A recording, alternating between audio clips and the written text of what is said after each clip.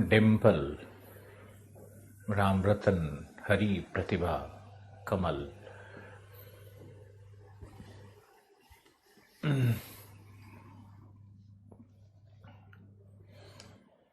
Very good morning to you all. नमस्ते, सुप्रभात, good morning.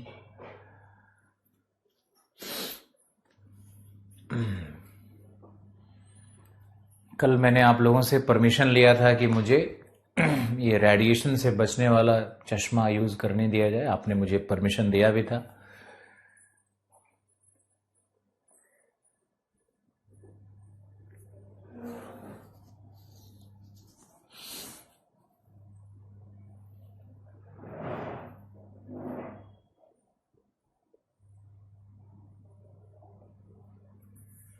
Okay. गुरुजी शिवहर से प्रणाम।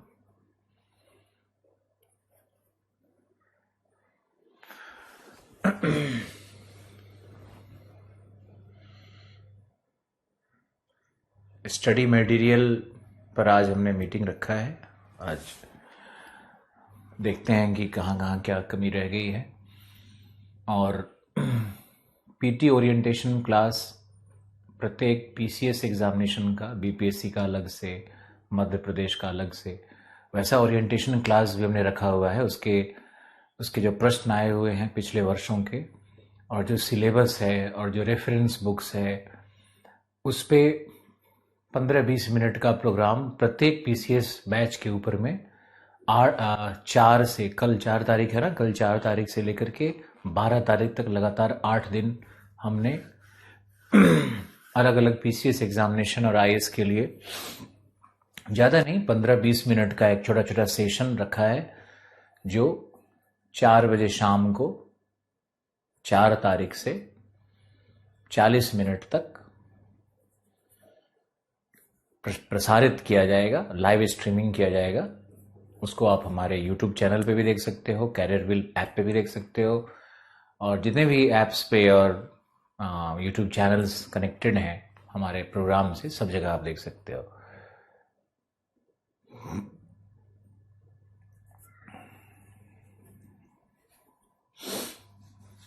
चलो,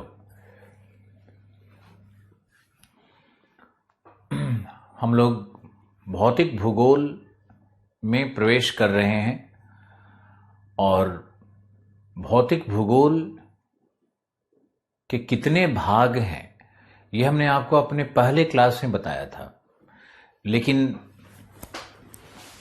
आज फिर से बताते हैं। वो जो हमने कोर्स प्रोग्राम शुरू किया था उस समय बताया था। तो भौतिक भूगोल, रुको,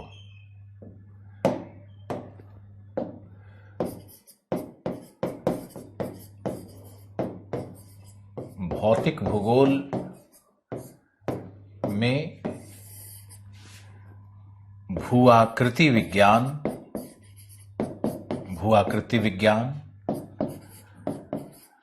जलवायु विज्ञान की संकल्पनाएं, और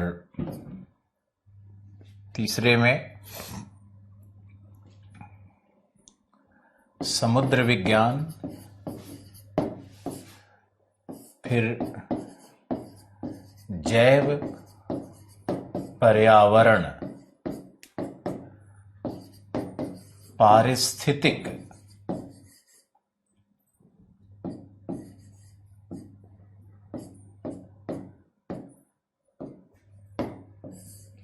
जैव पर्यावरण पारिस्थितिक,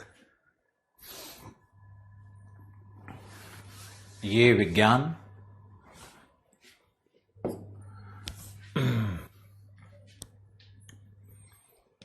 ये 4 अलग अलग विधाएं हैं, ब्रांच कह सकते हो, शाखा कह सकते हो, 4 अलग अलग शाखाएं हैं। तो भूआकृति विज्ञान में हमने सबसे पहले शुरू किया एक चैप्टर से, और हमने बिग बैंग थ्योरी पे बात की। तो बिग बैंग सिद्धांत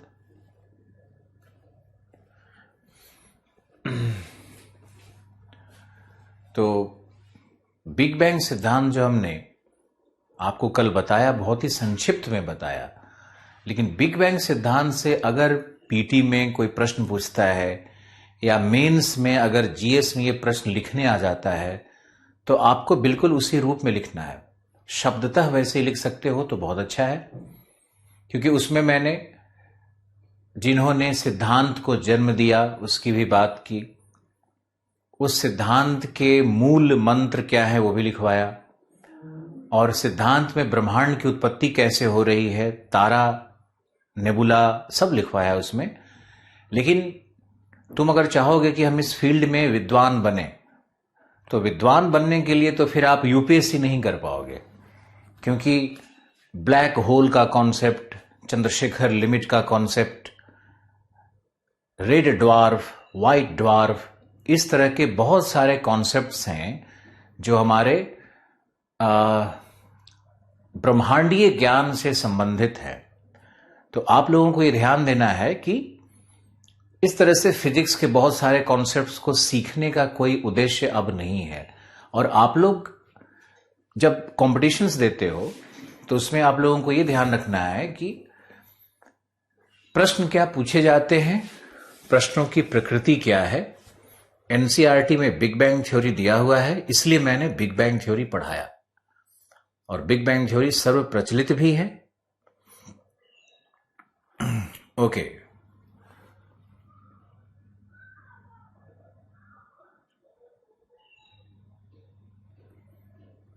thank you Geeta for all this kind words.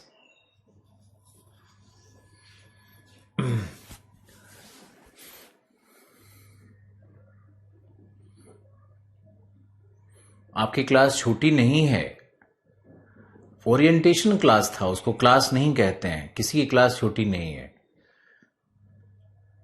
चलो अब हम लोग आज एक और गहन विषय की ओर धीरे धीरे बढ़ते हैं, जहां से पीटी में भी कई सारे प्रश्न पूछे जाते हैं। तो उसी अप्रोच से हम लोग चलते हैं और आज करते हैं जियोलॉजिकल टाइम स्केल। हालांकि कल किसी ने विरोध किया था कि आप इंग्लिश में मत लिखो, लेकिन मेरे पास हजारों स्टूडेंट्स ने लिखा कि सर इंग्लिश में जरूर लिखो। हिंदी भी एक एक शब्द का लिखते हैं या बोलते हैं, तो आपको हिंदी शब्द से घृणा, प्रेम और इंग्लिश शब्दों से घृणा नहीं करनी है, नहीं तो आप कहीं के ना रहोगे। जो हिंदी के सबसे बड़े समर्थक लोग हैं वो भी अपने बच्चों को इंग्लिश एजुकेशन में ही डालते हैं, और सारे रिजल्ट्स धीरे धीरे करके इंग्लिश मीडियम की तरफ शिफ्ट कर रहे हैं।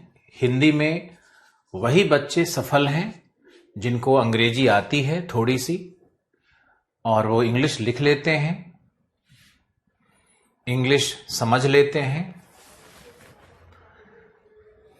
एक जो मूलभूत आवश्यकता है वो इंग्लिश की है, चाहे कोई भी कंपटीशन हो। आप आईएएस बनोगे, पीसीएस अधिकारी बनोगे, तो फाइल जो भी होता है, बहुत सारे फाइल, बहुत सारे लॉज, कानून, नियम सब इंग्लिश में होंगे। हिंदी तो एक बस ट्रांसलेशन है जो कि मिलेगा आपको। चलिए हम लोग शुरू करते हैं। अब आपको लिखना है, लिखिए भूगार्भिक समय सारणी क्या है।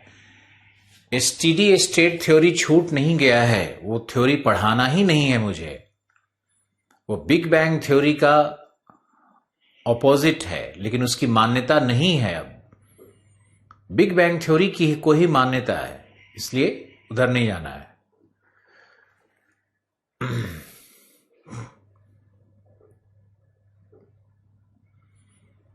तो आप लिखो भूगार्भिक समय सारणी क्या है, जियोलॉजिकल टाइम स्केल क्या है। बहुत शांति से पढ़ने का विषय होता है भौतिक भूगोल। आप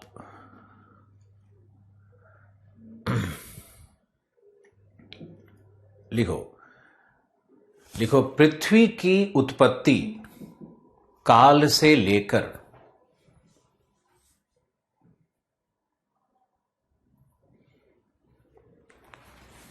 पृथ्वी की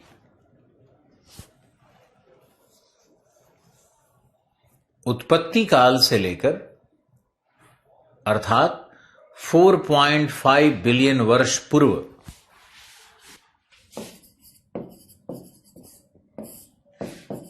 पृथ्वी की उत्पत्ति क्या है, कब उत्पन्न हुआ पृथ्वी? 4.5 बिलियन वर्ष, बिलियन ईयर्स, बिलियन वर्ष पूर्व से लेकर वर्तमान से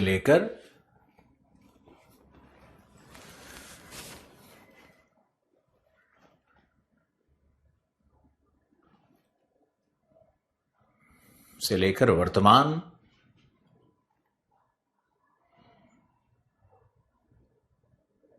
डिंपल, मैंने ये नहीं कहा कि ब्लैक होल से क्वेश्चन नहीं पूछा जाएगा।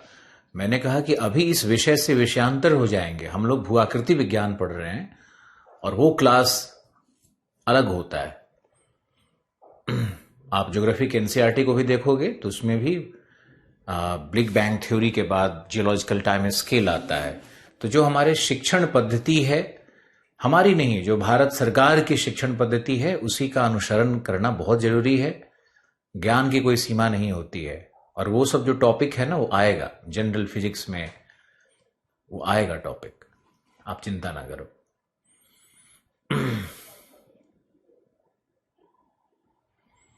हैप्पी, पढ़ रहा हूं तुम्हारा भी। चलो ओके। तो भूगर्भिक समय सारणी क्या है? समय सारणी है पृथ्वी की उत्पत्ति काल 4.5 बिलियन वर्ष से लेकर वर्तमान तक का भूगर्भिक इतिहास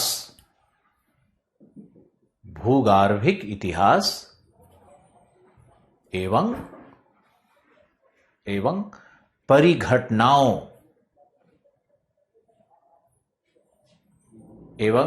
परिघटनाओं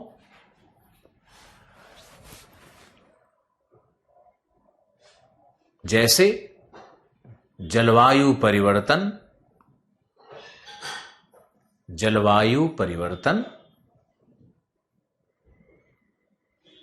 पर्वत निर्माण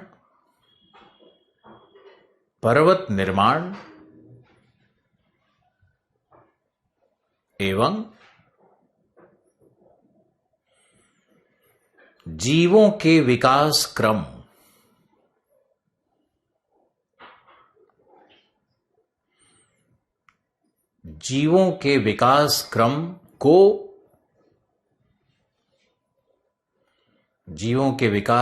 को कालबद्ध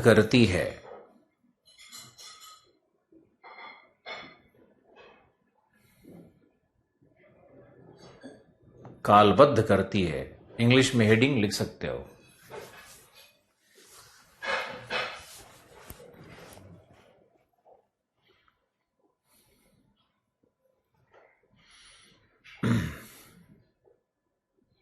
अब आप देखो कि हमारी हिंदी हमने संस्कृत निष्ठ लिखवाई है।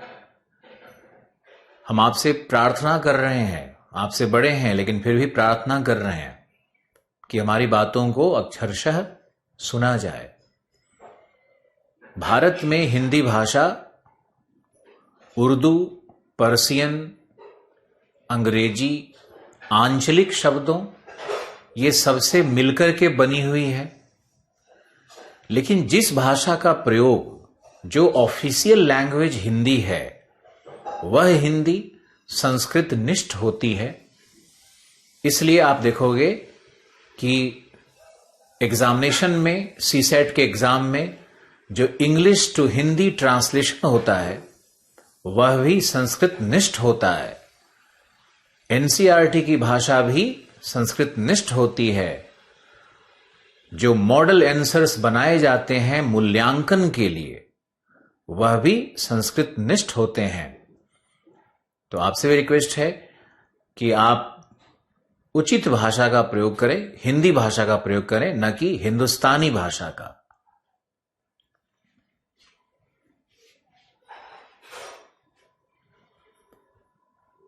ओके,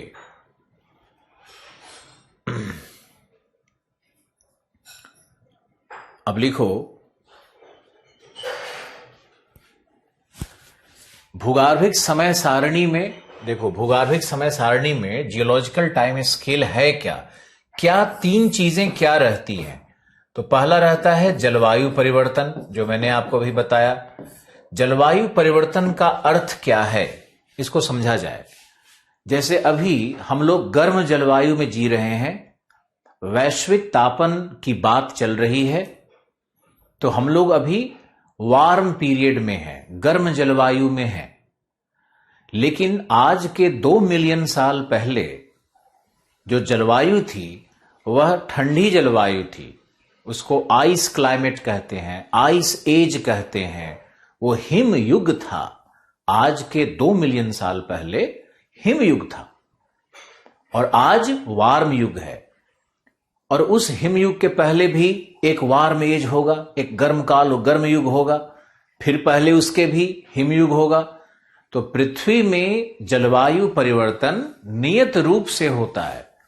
जब इन आधारिक चीजों को आप समझोगे या सुनोगे, तभी आप आगे जाके हायर लेवल पढ़ पाओगे। तो जलवायु परिवर्तन एक साइक्लिक, एक चक्रीय प्रक्रिया है। पृथ्वी पर कभी गर्म युग तो कभी शीत युग, हिमयुग आते रहता है। क्यों आता है, इसका उत्तर आने वाले क्लास में मिलेगा।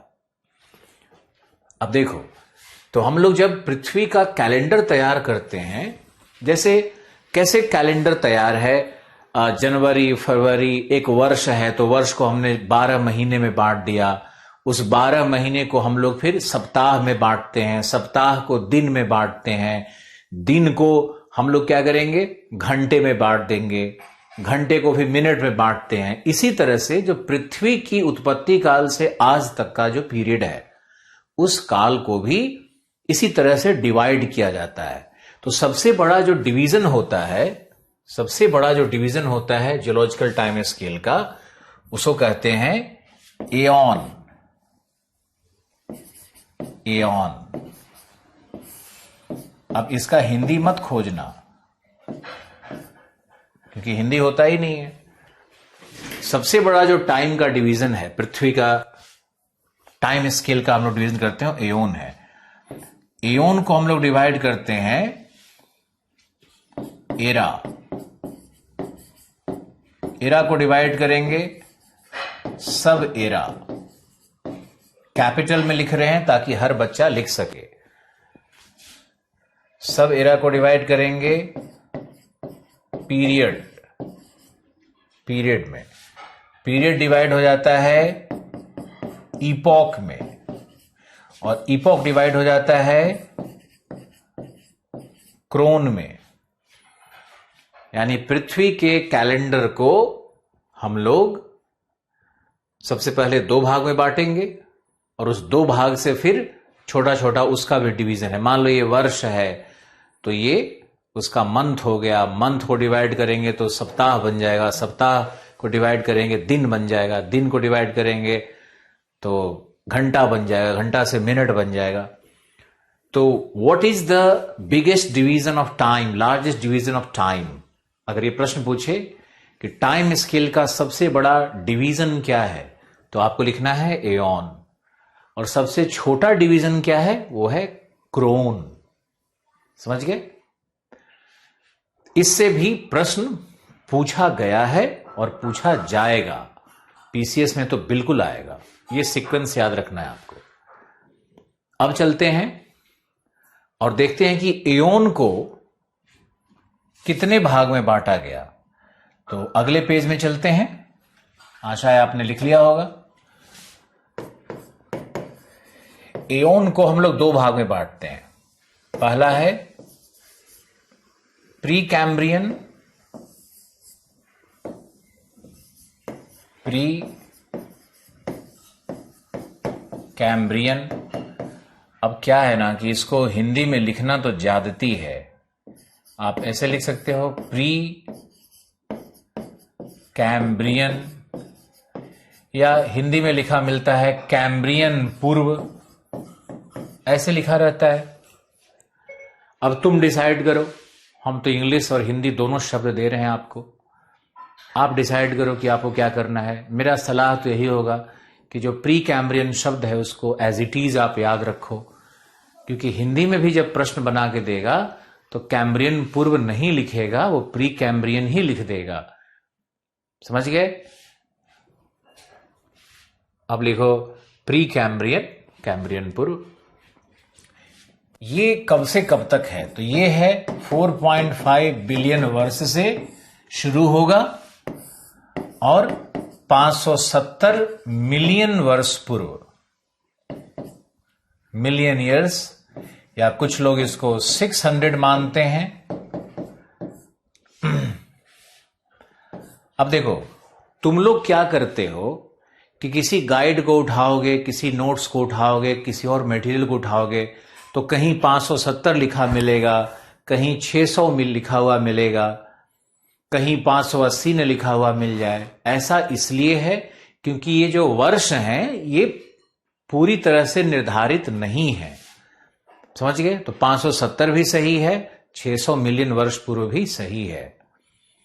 अब इतना इसलिए समझा रहे हैं क्योंकि तुम्हारे मन में कोई विवाद, कोई विषाद उत्पन्न न हो और तुम्हारी सीखने की प्रक्रिया और तुम्हारा हमें विश्वास जारी रहना चाहिए। हमारे पढ़ाए गए चीजों में दोष निकालने का कोई फायदा नहीं है।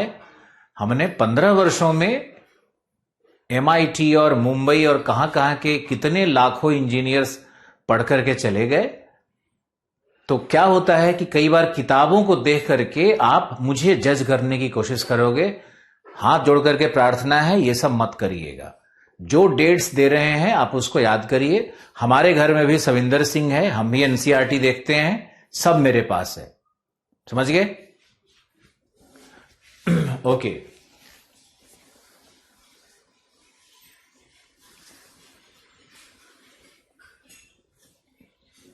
अब यहां देखो, 570 मिलियन ईयर्स के बीच का पीरियड है, यानी प्री कैम्ब्रियन में हम देखेंगे। और नीचे जो दूसरा पीरियड है यह है फेनेरोजोइक। तुम्हारे सहूलियत के लिए देखो कैसे लिख रहे हैं, ऑप्शनल के क्लास में तो रगड़ देते हैं। तो यहां देखो, ये प्री शायद इधर से होगा, पता नहीं कैसे होगा, ये तुम लोग देख लेना, इतना हिंदी। फेनेरोजोइक कहते हैं। ये फेनेरोजोइक क्या है? ये 570 से लेकर वर्तमान क्या चल रहा है? तो आज 2021 है, 2021 AD का डेट यहां डाल दो। तो हमने पूरे पृथ्वी के टाइम स्केल को, समय सारणी को सबसे वृहत स्तर पर 2 भागों में बांटा। एकदम क्लियर क्लीन समझना है, कोई कष्ट नहीं होना चाहिए। जो बच्चा गांव का है, कोई ज्योग्राफी से मतलब नहीं है, उसके लिए खोल के हम पढ़ा रहे हैं। ऑप्शनल का क्लास नहीं है ये। एकदम दिल खोल करके इसको समझने की कोशिश करो और समय की चिंता मत करो, सबको लाभ मिलेगा। तो ये प्री कैम्ब्रियन, फेनेरोजोइक 2 पीरियड है। प्री कैम्ब्रियन को हम लोग 3 भाग में और बांट देंगे। इसमें होता है एजोइक,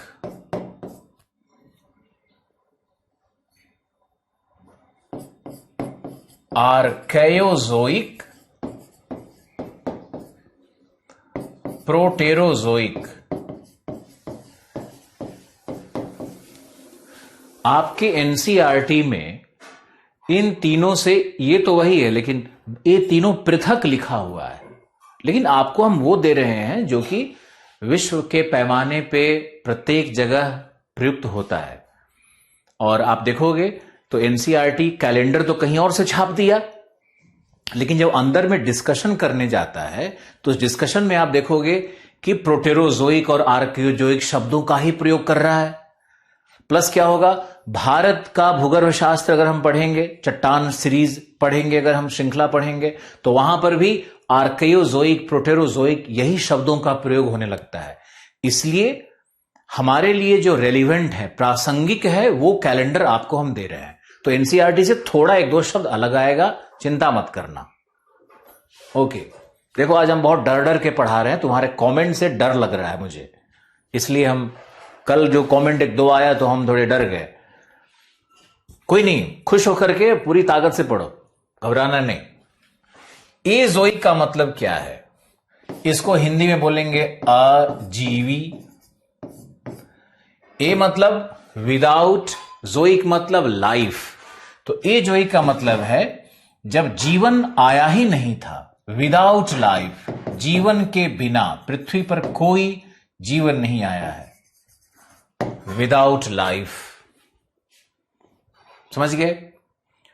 आर्कियोजोइक का मतलब क्या है? आर्कियोलॉजी आपने शब्द सुना होगा, पुरातत्व, यानी पुरातन, जो सबसे पुरातन जीव थे उनके विषय में है ये।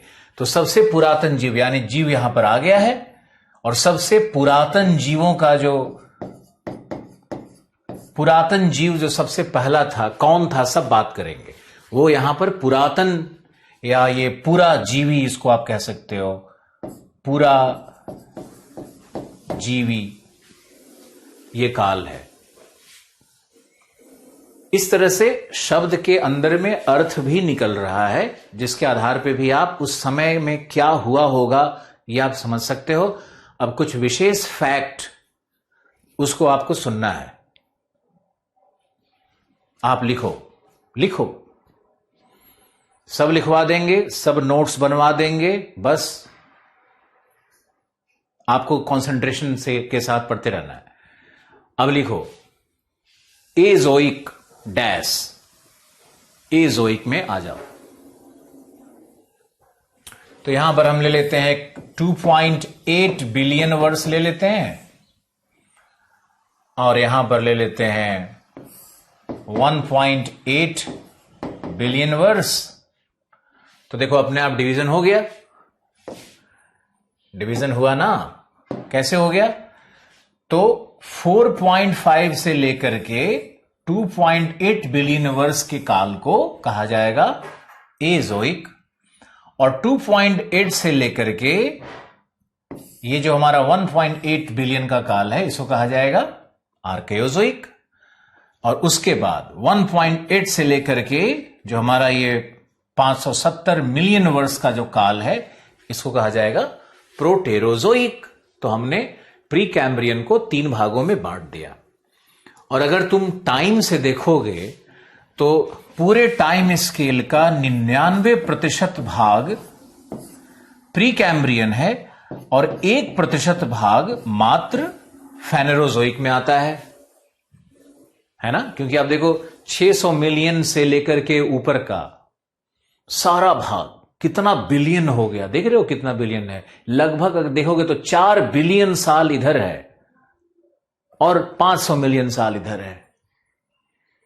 तो 4 बिलियन साल में पृथ्वी में जीव और इस तरह के जीवों की उत्पत्ति या पादप वर्ग की उत्पत्ति हुई है। 4 बिलियन साल के प्रोसेस में कुछ कुछ जीव बनने शुरू हुए हैं, और 500 मिलियन साल में इतने सारे वनस्पति और जीव बन गए। और अगर तुम सत्य जानना चाहोगे तो 500 वर्ष में, 500 वर्ष नहीं, 1850 के बाद, 1850 के बाद यानी लगभग 170 वर्ष में पूरी दुनिया में मानव दिखेगा। इतना जनसंख्या विस्फोट हो गया। आगे चलते हैं। अब देखो इसमें लिखो एजोइक में कुछ कुछ लिखना है। तो हम चलते हैं दूसरे पेज पे, और एजोइक, तो एजोइक में लिखना है क्रस्ट,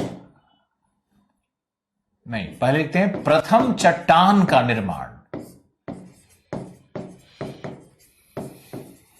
प्रथम चट्टान का निर्माण कब हुआ? प्रथम चट्टान जो बना है पृथ्वी पर वो सबसे पहला 3.8 बिलियन वर्ष पुराना मिलता है, और इस चट्टान का नाम है ग्रीन स्टोन रॉक। अब इसकी हिंदी तो कुछ नहीं होगी, ग्रीन स्टोन शैल लिख सकते हो। और ग्रीन स्टोन रॉक कहां मिला? ग्रीनलैंड पर मिला, इसीलिए तो ग्रीनलैंड कहते हैं। ग्रीनलैंड पर कुछ ग्रीन नहीं है, ग्रीनलैंड का नाम सुना है ना आपने? तो ग्रीनलैंड पर ग्रीन स्टोन रॉक्स मिलते हैं जो पृथ्वी के सबसे पुराने चट्टान हैं। और एक और चट्टान मिला है हाल फिलहाल में, अथाबास्कन। अथाबास्का एक झील था कनाडा में, अगर आपको याद हो तो। याद तो खैर होगा ही नहीं, हमको मालूम है, क्योंकि तुम लोग का सारा टाइम तो दूसरे की आलोचना करने में कटता है और सोचने में, भावना में। तो अथाबास्कन रॉक है जो कि कनाडा में मिलता है, अथाबास्का झील में है। यह सबसे पुराना रॉक सिस्टम है। अब देखो तुमको समझाते हैं। सबसे प्रथम चट्टान क्या होगा? प्रथम चट्टान क्या होगा? आग्नेय। बहुत इंपॉर्टेंट है, बहुत कम लोग जानते हैं इसको। प्रथम चट्टान आग्नेय होगा, इग्नियस रॉक होगा। और आग्नेय चट्टान पर जब अपरदन यानी उसका कटाव, जब उसका जमाव यानी निक्षेपण, तो अपरदन निक्षेपण ये जब क्रिया होती है तो क्या बनेगा? अवसादी चट्टान बनेगा, है ना? तो बनता है अवसादी चट्टान। तो इसको कहते हैं प्रथम चट्टान, या प्राथमिक भी कहते हैं, प्राइमरी रॉक्स भी कहते हैं, या इसको प्राथमिक चट्टान भी कहते हैं, या इसी को पैतृक चट्टान भी कहते हैं, है ना? अब एक आश्चर्य का विषय यह है कि जो सबसे पहले, सबसे पुरातन चट्टान जो मिलते हैं, अरे आप लिखना चालू करो ना, लिखवाएंगे क्या? सामने जो बोर्ड में लिख रहे हैं उसी स्ट्रक्चर में आपको भी लिखना है। ये तो एक कॉमन अंडरस्टैंडिंग का चीज है कि आप नोट्स लिखते रहो, जहां भी टीचर कुछ अलग फ्रेम दे उसको तुरंत वहां फ्रेम बनाओ। तो प्राथमिक चट्टान, आग्नेय चट्टान, अपरदन चट्टान, अपरदन और जमाव से बना हुआ चट्टान अवसादी चट्टान होगा। समझ में आया? प्लस क्या है, 5 बार 7 बार वीडियो देख सकते हो तुम लोग। तो ये अवसादी चट्टान होगा। अब देखो, हां, हमारा प्रश्न ये था कि सबसे पहला चट्टान जो पृथ्वी पर बना वो आग्नेय होना चाहिए या अवसादी होना चाहिए? उत्तर लिख करके भेजो। आग्नेय होना चाहिए या अवसादी होना चाहिए?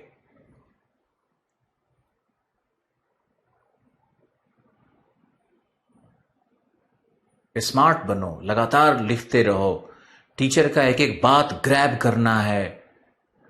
प्रथम आग्नेय होना चाहिए, वेरी गुड, बहुत अच्छा उत्तर मिल गया मुझे। परंतु पता है क्या रहस्य है?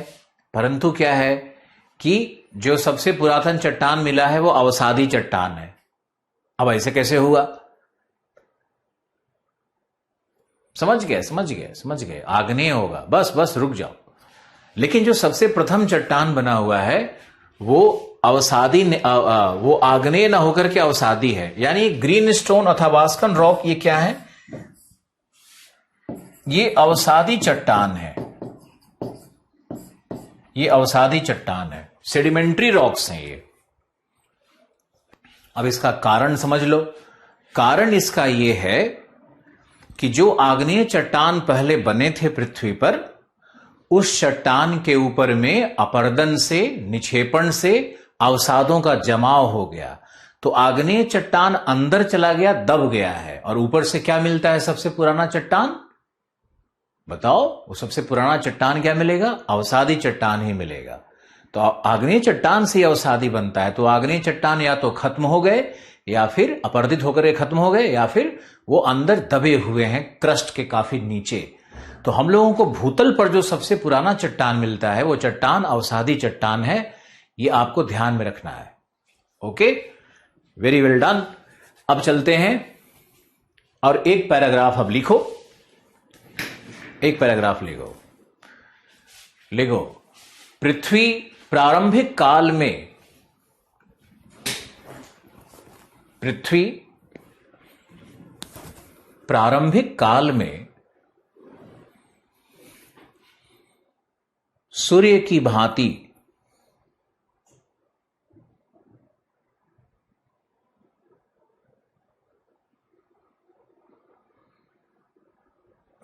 भांति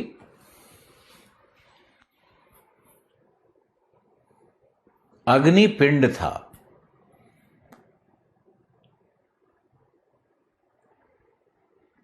कालांतर में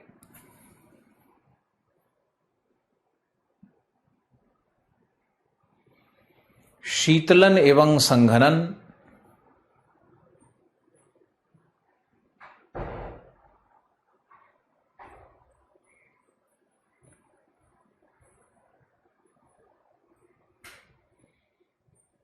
शीतलन एवं संघनन की क्रिया से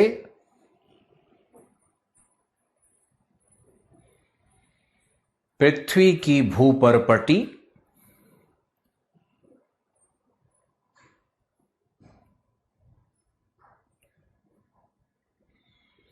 थैंक यू शिवानी। पृथ्वी की भूपरपटी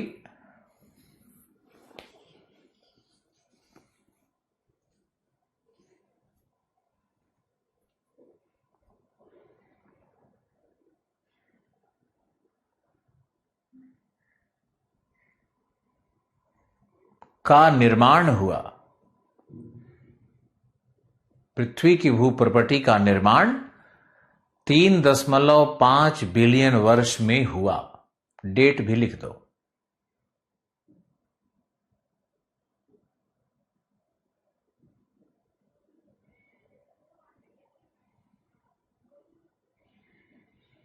$3.5 बिलियन वर्ष पूर्व हुआ। अब ये बता दो कि पहले भूपरपटी बनी है या पहले चट्टान बना है? उत्तर लिखो।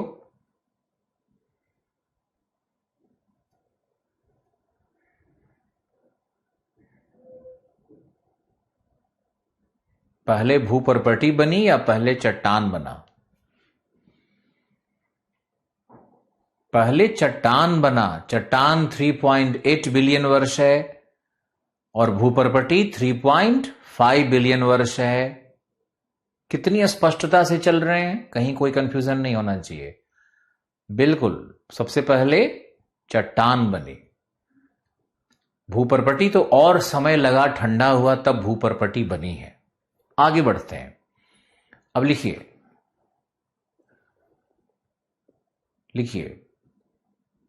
वायुमंडल की उत्पत्ति। Paragraph change.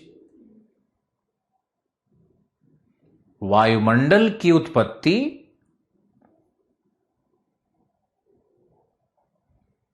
3.5 से 3.2 बिलियन वर्ष के मध्य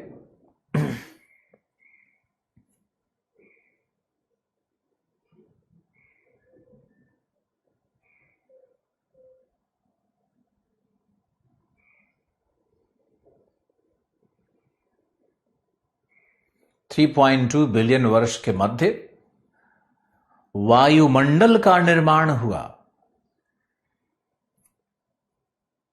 वायुमंडल का निर्माण हुआ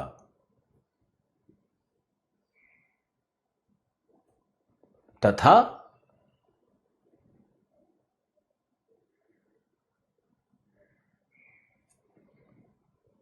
महासागर भी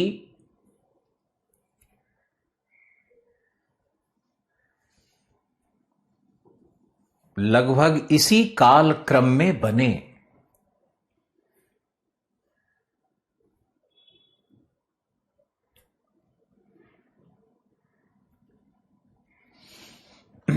महासागर भी लगभग इसी काल क्रम में बने।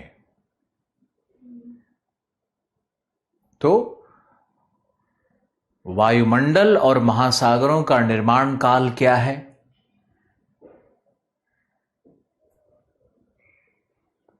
लिख करके भेजो। मुझे तुम्हारा अलर्टनेस, तुम्हारा पार्टिसिपेशन, तुम्हारी भागीदारिता, तुम्हारा संपूर्ण ध्यान चाहिए। तुम ये समझ नहीं रहे हो कि अगर 40 दिन का समय आप मुझे दोगे तो 40 दिन में आपके पीटी मेंस कितने सारे प्रश्नों का उत्तर 40 दिन में तैयार कर सकते हो।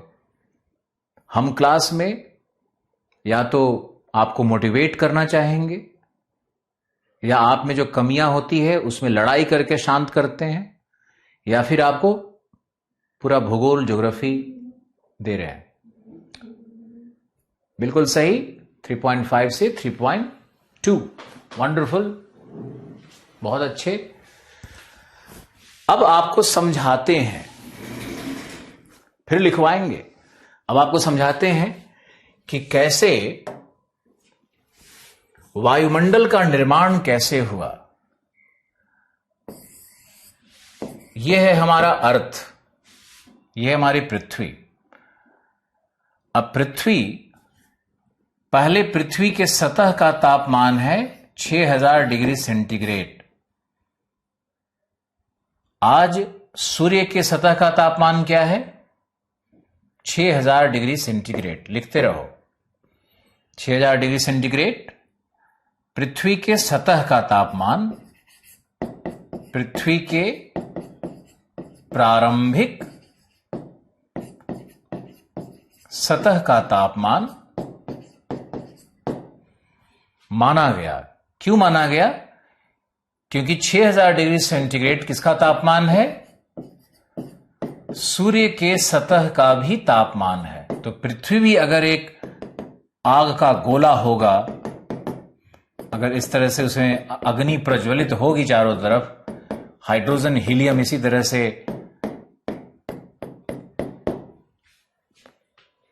तो ये पृथ्वी का कोर है और इसके चारों तरफ पृथ्वी का ये समझो एक अग्नि वलय है या आग का गोला है, इसके चारों तरफ पृथ्वी। अब पृथ्वी ये है 4.5 बिलियन वर्ष पूर्व। अब पृथ्वी हो गई यहां पर आकर के ठंडी, तो ये हो गया 3.5 बिलियन वर्ष पूर्व। अब क्या हो गया कि पृथ्वी का ऊपरी भाग एक परपटी, दूध ठंडा होता है तो ऊपर में छाली या ऊपर में क्रीम का लेयर बनता है ना। जल्दी बताओ, दूध ठंडा होता है या चावल का जो निकलता है वो क्या, स्टार्च, क्या बोलते हैं उसको, माड़, पता नहीं क्या क्या बोलते हैं। तो चावल का जो स्टार्च निकलता है तो उस स्टार्च के ऊपर में वो भी ठंडा होगा तो पपड़ी बनता है ना। वैसे ही पृथ्वी पहले गैसीय दशा में थी और पृथ्वी गैसियस स्टेट में है, पहले गैसीय दशा में है। और गैस से क्या बना? प्लाज्मा, और प्लाज्मा से क्या बन गया? ठोस। तो पृथ्वी ऐसे ही स्टेट चेंज कर रही थी। तो पृथ्वी का जो ऊपरी पपड़ी है, जो ऊपरी पपड़ी है, ये परपटी बन गया। ध्यान से देखते रहो, ये परपटी बन गया। यही है तुम्हारा भू परपटी, या इसी को हम लोग कहते हैं प्रारंभिक क्रस्ट। ये प्रारंभिक क्रस्ट है। अब आपको समझना है जो बहुत इंपॉर्टेंट है कि पृथ्वी का जो आंतरिक तापमान है इसको कहते हैं पृथ्वी का हीट इंजन। तो पृथ्वी के अंदर में रेडियोधर्मी विस्फोट हो रहे हैं, इंटरमोलिकुलर एनर्जी, अंतर आणविक ऊर्जा निकल रही है। तुम ध्यान से समझने की कोशिश करो, जब दो एलिमेंट्स आपस में टकराते हैं तो उनके घर्षण से भी ऊर्जा निकलती है, जिसको हम लोग कहते हैं संलयन यानी फ्यूजन। सूर्य में क्या हो रहा है? सूर्य में हो रहा है फ्यूजन रिएक्शन, संलयन की क्रिया हो रही है। वहां दो हाइड्रोजन टकरा करके एनर्जी जनरेट करता है। तो कॉलिजन से, संघट्ट से, टकराने से एनर्जी निकल रहा है और दो हाइड्रोजन जुड़ करके जब हीलियम बनाता है तो ये फ्यूजन रिएक्शन है जो कि सूर्य में चल रहा है। पृथ्वी के आंतरिक भाग में, सुनना है पहले, समझना है, पृथ्वी के आंतरिक भाग में दो रिएक्शन चल रहा है, पहला फ्यूजन, दूसरा फीजन, संलयन और विखंडन। दो एलिमेंट, मान लो H2 है, तो H2 अगर टूट गया तो HH बन गया, हाइड्रोजन दो निकल गया, निकला ना। तो जो हाइड्रोजन निकला तो दोनों जो अणु, दोनों जो एलिमेंट एक दूसरे को जो बांधा हुआ था, जो बंधन था, वो कुछ न कुछ आवेश था, वो कोई न कोई ऊर्जा होगी, आयंस होगा। तो जब बंधन टूटता है तो बीच से वो एनर्जी रिलीज हो जाता है। यानी जब विखंडन होगा अणुओं का तब भी ऊर्जा निकलेगी। और जब दो परमाणु जुड़ करके एक अणु बनाते हैं, या दो एलिमेंट्स जुड़ करके एक हेवी एलिमेंट बनाते हैं, तब भी ऊर्जा निकलेगी। और इसी को हम लोग कहते हैं इंटरमॉलिक्यूलर एनर्जी। यानी हम आपको दिखाते हैं कि क्या है पृथ्वी के अंदर में क्या हो रहा है, इंटर मॉलिक्यूलर एनर्जी। तो पृथ्वी के अंदर में दो जियोकेमिकल रिएक्शंस हो रहे हैं, भू रासायनिक क्रियाएं हो रही है। पहला क्या है, फ्यूजन। फ्यूजन यानी संलयन, जिसमें क्या बनता है, इससे बनेगा हेवी सब्सटेंस, हेवी एलिमेंट, भारी तत्वों का निर्माण होता है, भारी तत्व बनते हैं। और दूसरा है फीजन,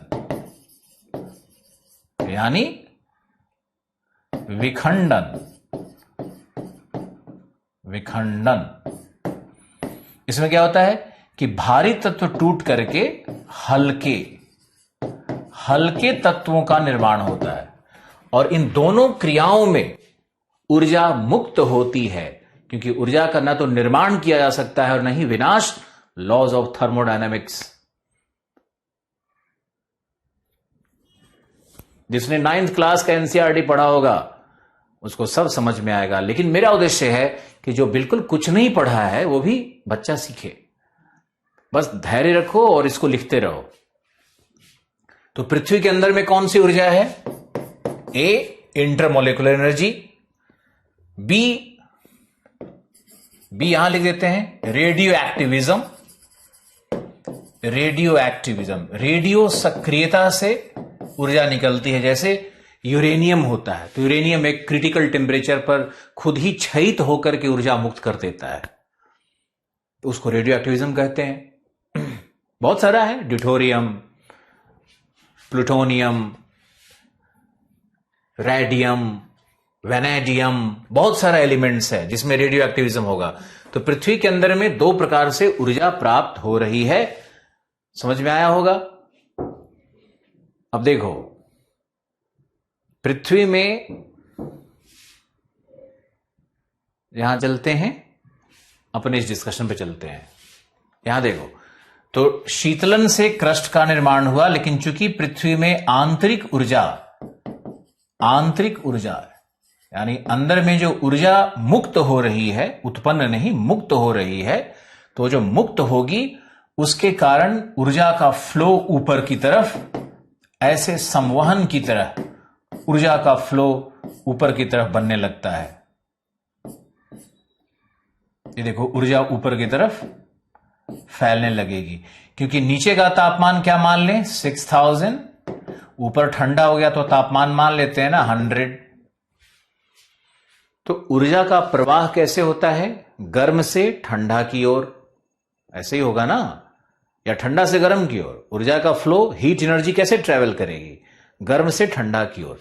तो जब गर्म से ठंडा की ओर ये ट्रेवल करने लगी, एक समय के बाद, 1 बिलियन साल के बाद, तो क्या हो गया कि ये जो भूपर्पटी थी ये बहुत कमजोर थी, तो ये ऊर्जा यहां पर आकर के ब्लास्ट कर देगा। और ये देखो वल्केनोस बन गया, ये सारा वल्केनोस बना हुआ है, ज्वालामुखी बन गया इस तरह से। ये देखो ज्वालामुखी, चारों तरफ ज्वालामुखी विस्फोट हो गया। और ज्वालामुखी के बीच का जो ये भाग है, ये देखो ये छिछला है, ये छिछला भाग पड़ा हुआ है, बस ये छिछला भाग है। और ज्वालामुखी के विस्फोट से गैस निकला। गैस में क्या था, वाटर वेपर, H2O। और वाटर वेपर का ऊपर जाने के बाद शीतलन होगा। ऊपर जाओगे तो ठंडा होता है ना, हिमालय की चोटी पे चढ़ोगे तो बर्फ जम जाता है ना। तो जब वाटर वेपर ऊपर की ओर गया क्षोभ मंडल के ऊपरी सीमा पर, तो वहां जाकर के शीतलन हो गया। और वाटर वेपर के शीतलन से क्या बनेगा? बादल। बादल क्या करेंगे? वर्षा। वर्षा क्या करेगा? क्रेटर में और सारे जो गड्ढे थे या जो भी ये जो गैप्स था बीच में, जो हम दिखा रहे हैं आपको, सब में पानी भर जाएगा और पूरी पृथ्वी पानी में डूबी हुई नजर आएगी। इतना वर्षा होगा, इतना गैस निकलेगा, इतना वाटर वेपर निकलेगा। आज भी ज्वालामुखीय विस्फोट में 60 से 65% गैस क्या होता है? वाटर वेपर होता है। आशा है आप समझ रहे हो। तो ये जो गैस बाहर निकला, ये गैस बाहर निकल करके पृथ्वी के ग्रेविटेशनल फील्ड में, गुरुत्वाकर्षण क्षेत्र में ये बंध गया, आबद्ध हो गया। और ये जो वायु, जो गैस, सब गैस का मिश्रण जो हो गया, गैसों के मिश्रण को ही वायु कहते हैं। वायु क्या है? गैसों का मिश्रण है। तो ये जो गैसों का मिश्रण हुआ, ये वायु बन गया। और उस वायु का जो मंडल बना, जो आवरण बना, उस आवरण को ही हम लोग वायुमंडल कहते हैं। तो वायुमंडल का जो गैस है वो कहां से आया? पृथ्वी के आंतरिक भागों से आया। किस प्रक्रिया से आया? ज्वालामुखीय प्रक्रिया से आया। इस प्रक्रिया को क्या कहते हैं? डी गैसिंग की प्रक्रिया कहते हैं। प्रोसेस ऑफ डी गैसिंग कहते हैं इसको। समुद्र में जल कहां से आया? तो वही जलवाष्प के वर्षण से आया। अब वर्षण से पृथ्वी भूप्रपटी और ज्यादा ठंडी होगी या गर्म हो जाएगी? ठंडी या गर्म? ठंडी। तो और भूप्रपटी की आकृति अब मोटी होने लगेगी।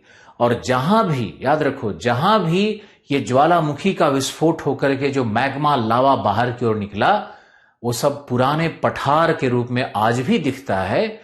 और उन पठारों को हम लोग शील्ड कहते हैं। क्या कहते हैं? शील्ड।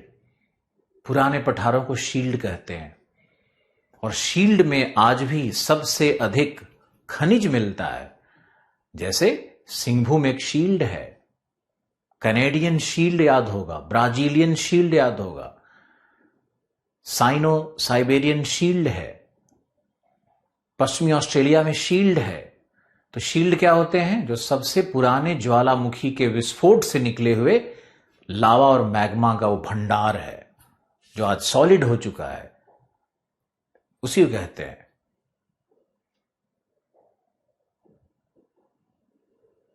समझ में आया? शील्ड क्या है?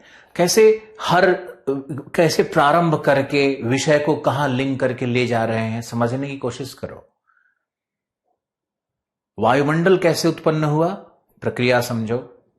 हम लिखवाएंगे भी। हमको मालूम है किताबों में नहीं है तुम्हारे, ये तो हम लिखवाएंगे इसको। आप आगे देखो इसमें। अब ये जो पृथ्वी है ये पूरी तरह जलमग्न हो गया।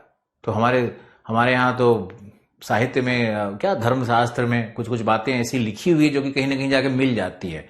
और सभी धर्मों की बातें कहीं ना कहीं जाके मिल जाती है। तो इसके चक्कर में ये मत समझना कि सचमुच में विष्णु जी आए थे और वराह का रूप लेकर के पानी से पृथ्वी को बाहर निकाले थे। समझ में आया? वो एक हो सकता है, एक कॉन्जेक्चर हो, और कैसे बोलते हैं, तुक्का लड़ जाना वगैरह वगैरह, वही है और कुछ नहीं है किसी भी धर्म का। चलो, तो हम लोग देखो कि ये गैस निकला, और ये गैस जो बाहर की ओर निकला, ये पृथ्वी के ग्रेविटेशनल फील्ड से कैप्चर हो गया। अब पृथ्वी का ग्रेविटेशनल फील्ड कहां तक है? 3200 किलोमीटर तक है। पृथ्वी का गुरुत्वीय क्षेत्र कहां तक प्रभावी है? 3200 किलोमीटर तक। तो ये गैस कहां तक फैला? 3200 किलोमीटर तक।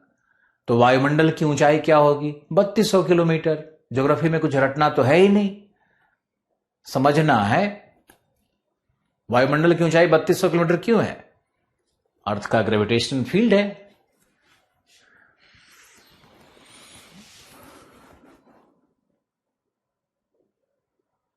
बीपीएससी के इंटरव्यू में पूछा था, सर रवि लिख रहा है।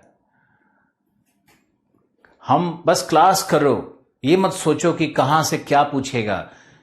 ये सोचो कि इस व्यक्ति ने जब इतना कुछ पढ़ाया है तो किस स्टेज पे कहां यूज होगा मालूम नहीं, लेकिन यूज होगा। अब देखो, तो ये है हमारा वायुमंडल का निर्माण। और अब इसको लिखिए आप, ये जो ही काल की घटना बताई जा रही है, अभी जीव नहीं आया है, तो आप लिखिए इसको। लिखो,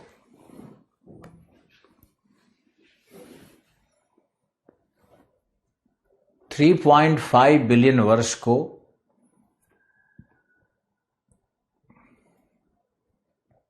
3.5 से 3.2 बिलियन वर्ष को महान विवर्तनिक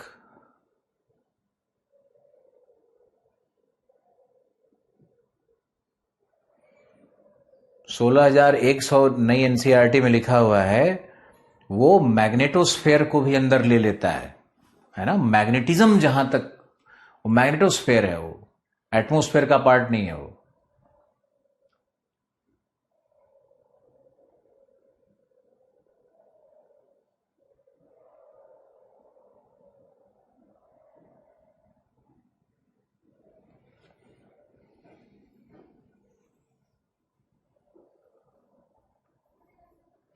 ओके, तो लिखो 3.5 से 3.2 बिलियन वर्ष के काल को महान विवर्तनिक ज्वालामुखीय काल कहते हैं।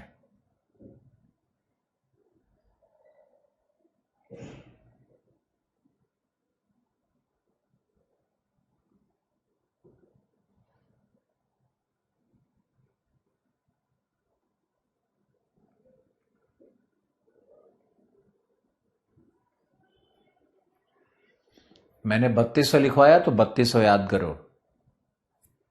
एनसीईआरटी में तो कोरियोलिस बल भी गलत लिखा हुआ है।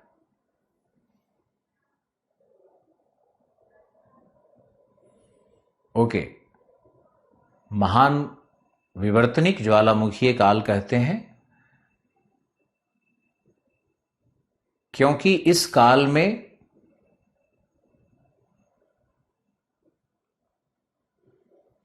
ज्वालामुखीय विस्फोट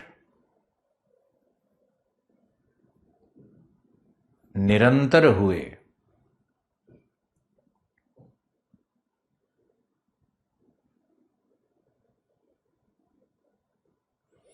ज्वालामुखीय विस्फोट निरंतर हुए क्योंकि पृथ्वी की आंतरिक ऊर्जा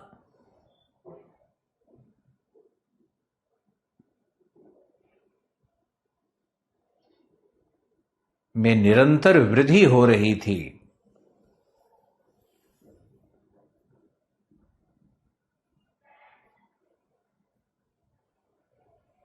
अब यहां पर हम लिखवाना नहीं चाहते हैं थर्मल करेंट्स, जियोथर्मल एनर्जी, इतना वोकैबुलरी में नहीं जाएंगे, आप आराम से इतना ही लिखो। तो सामान्य शब्द में लिखना है कि ज्वालामुखीय विस्फोट हुए, आंतरिक ऊर्जा में बहुत वृद्धि होने के कारण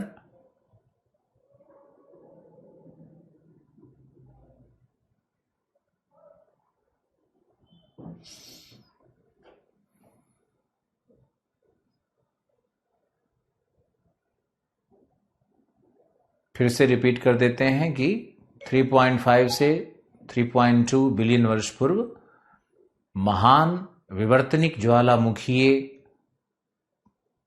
काल आया जिसमें पृथ्वी की आंतरिक ऊर्जा के संचयन या वृद्धि से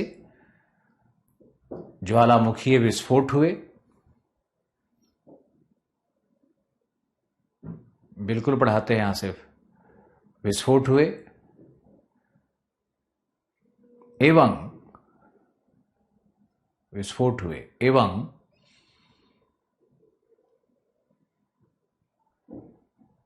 गैसों का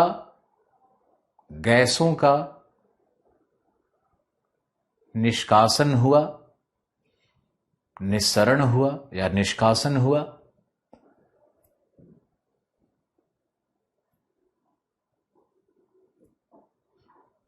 प्रथम वायुमंडल हाइड्रोजन का था। प्रथम वायुमंडल जो सबसे पहली गैस निकली है, सबसे हल्की गैस होगी, तो प्रथम वायुमंडल हाइड्रोजन एवं हीलियम का था।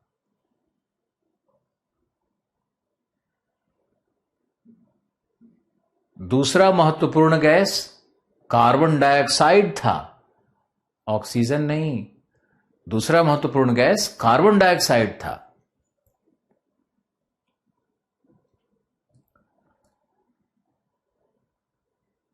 तथा नाइट्रोजन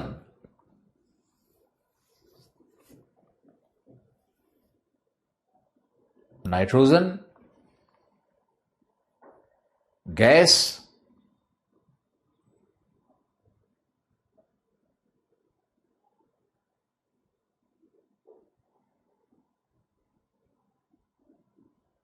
$3.2 बिलियन वर्ष के बाद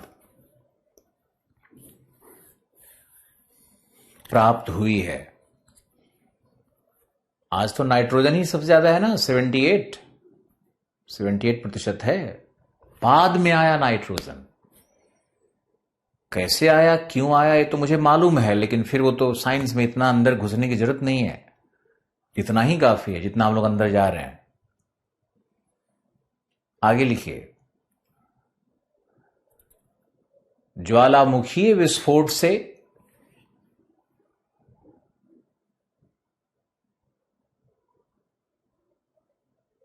ज्वालामुखीय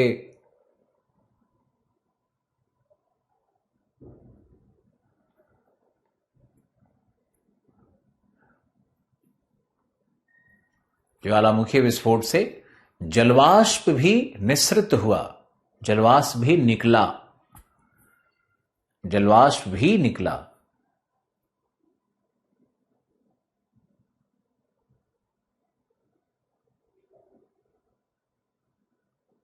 जलवाष्प भी निकला एवं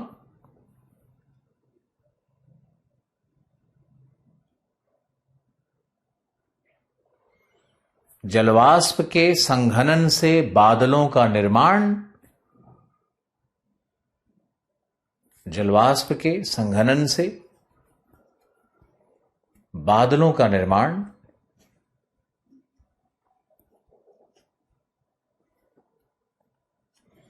एवं घनघोर वर्षा,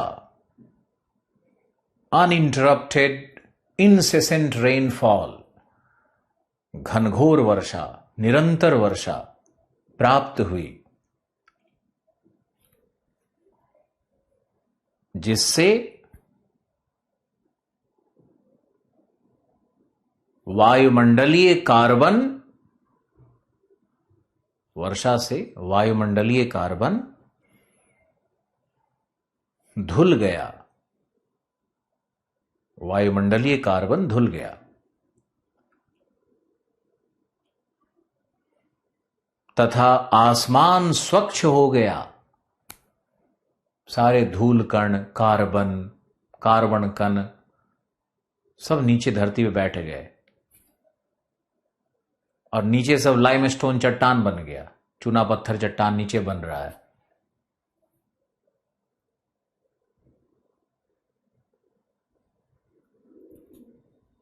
तो कार्बन धुल गया, आसमान स्वच्छ हो गया तथा नाइट्रोजन गैस, जो कि एक फिलर गैस है, नाइट्रोजन गैस की मात्रा में वृद्धि, नाइट्रोजन गैस की मात्रा में वृद्धि। अब अगर साइंस में जाएंगे तो ऑक्सीजन तो उस समय आया नहीं है, और ऑक्सीजन उस समय O18 आया है, लेकिन इतना अंदर नहीं जाते हैं, जरूरत नहीं है आपको। O18 ऑक्सीजन का एक आइसोट्रॉप है जो आज भी ध्रुवीय प्रदेश में बर्फ के नीचे O18 दबा हुआ मिलता है। तो हम लोगों को पता चलता है कि O18 पहला ऑक्सीजन था, क्योंकि देखो जलवाष्प में क्या है, H2+O, तो O तो था उस समय, लेकिन आज जो ऑक्सीजन हम लोग 21% मात्रा में देखते हैं, ये ऑक्सीजन वास्तव में फोटोसिंथेसिस से प्राप्त हुआ है। समझे? जो वर्तमान का ऑक्सीजन है ये फोटोसिंथेसिस से प्राप्त हुआ है।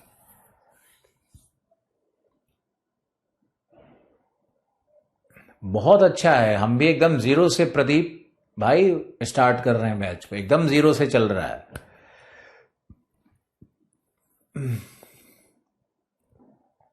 आगे चलिए।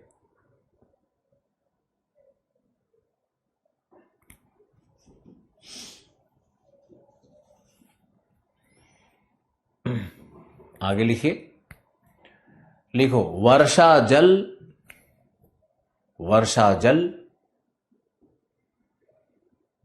ज्वालामुखीय क्रेटर में,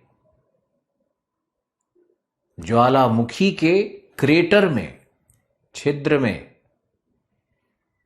एकत्रित हुए तथा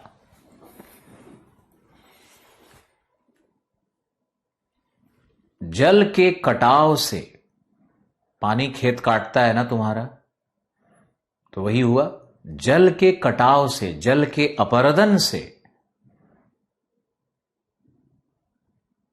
सभी क्रेटर संयुक्त हो गए। कॉलिसेंस ऑफ द क्रेटर्स, सभी क्रेटर संयुक्त हो गए। मन में चित्र बनना चाहिए, लगे जैसे फिल्म देख रहे हैं। मेरे क्लास का मतलब है ज्योग्राफी में फिल्म चल रहा हो।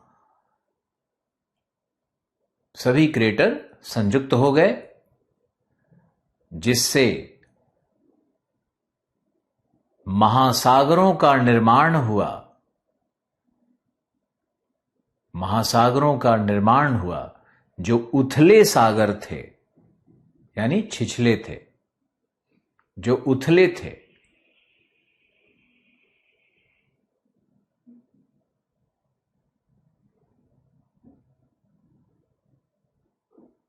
जो उथले सागर थे। तो पहला महासागर गहरा है या छिछला है? पहला महासागर छिछला है। अब लिखो आगे, पैराग्राफ चेंज कर दो।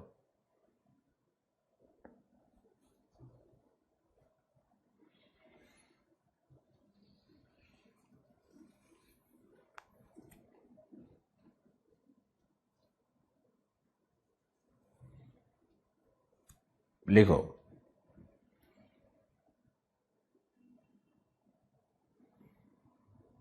अब लिखो आर्केयोजोइक, एजोइक की कहानी खत्म। अब आइए लिखिए आर्केयोजोइक, टाइटल बनाइए आर्केयोजोइक डैश, आर्केयोजोइक डैश, कहानी इसमें भी है।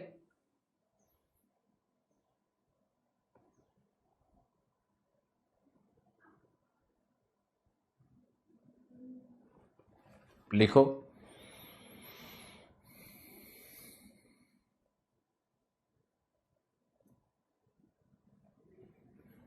प्रथम जीव की उत्पत्ति, प्रथम जीव की उत्पत्ति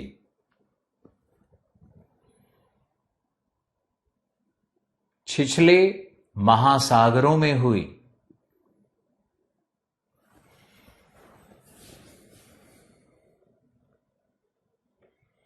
प्रथम जीव शैवाल थे, अमीबा नहीं था, प्रोटोजोअन्स नहीं था।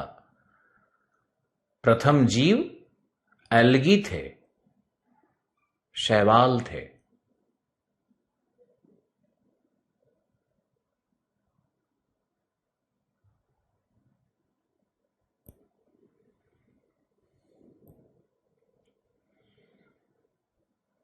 छिछले मीन्स शैलो। तो आप लिखो,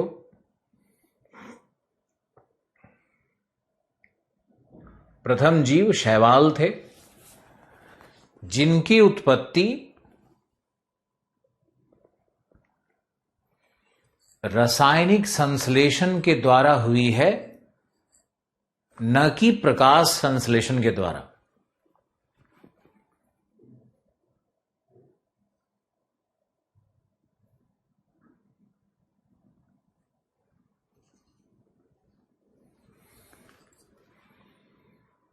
न कि प्रकाश संश्लेषण के द्वारा।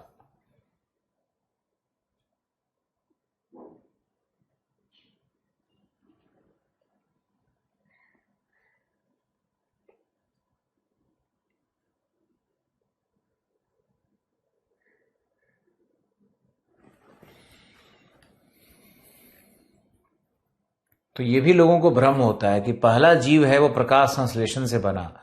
बिल्कुल नहीं, पहला जीव केमोसिंथेसिस से बना है, रासायनिक संश्लेषण से बना है। लिखो, इस रासायनिक संश्लेषण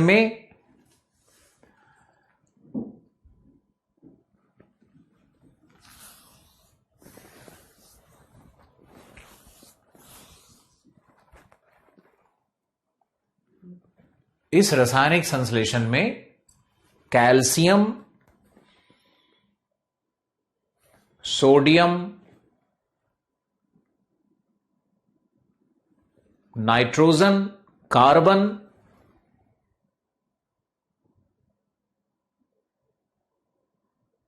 हाइड्रोजन,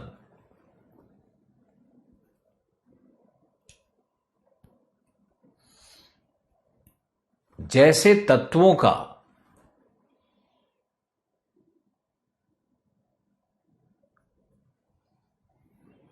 संलयन हुआ, जैसे तत्वों का संलयन हुआ।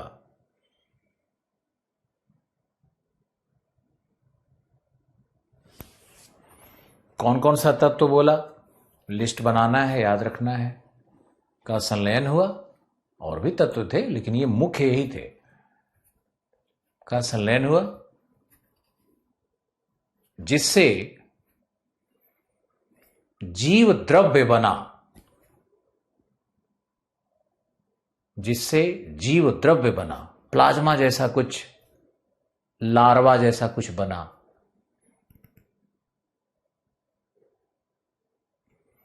इस जीव द्रव्य में केंद्रक बना, नाभिक बन गया, केंद्रक बन गया।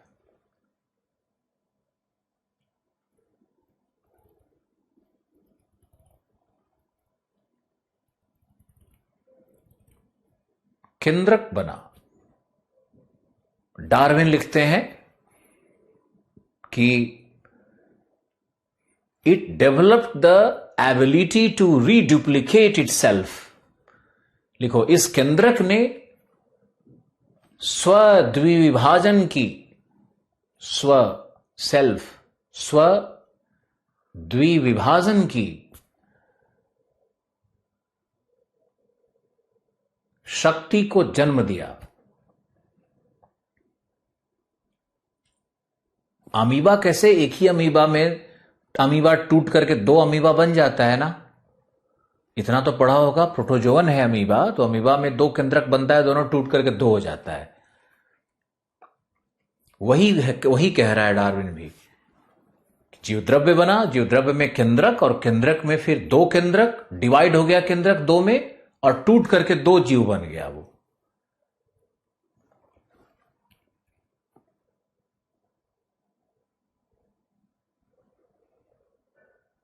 दो जीव बन गया। उसमें जीवन क्या है? बायोकेमिकल संचरण ही तो जीवन है। हमारा जीवन क्या है? अरे कोई आत्मा परमात्मा नहीं है। हमारा जो बायोकेमिकल संचरण हो रहा है शरीर में, वही जीवन, वही जीव द्रव्य है। ब्रेन का डेवलपमेंट हो गया तो टेक्नोलॉजी आ गया, तो चश्मा लगा के कैमरा के सामने बैठे हैं क्या? वही जीव द्रव्य। और सब कुछ किससे बना है? उसी हाइड्रोजन से। साइंस यहां पहुंच चुका है। आज मौका है तुम लोग को सोचने का कि साइंस यहां पहुंच गया है, और तुम इंसान से घृणा करते हो। किस नाम पे? जाति, धर्म, प्रांत, तुम घृणा करते हो। तुम सोचो क्या हो तुम? जीव द्रव्य कहीं का, हाइड्रोजन कहीं का,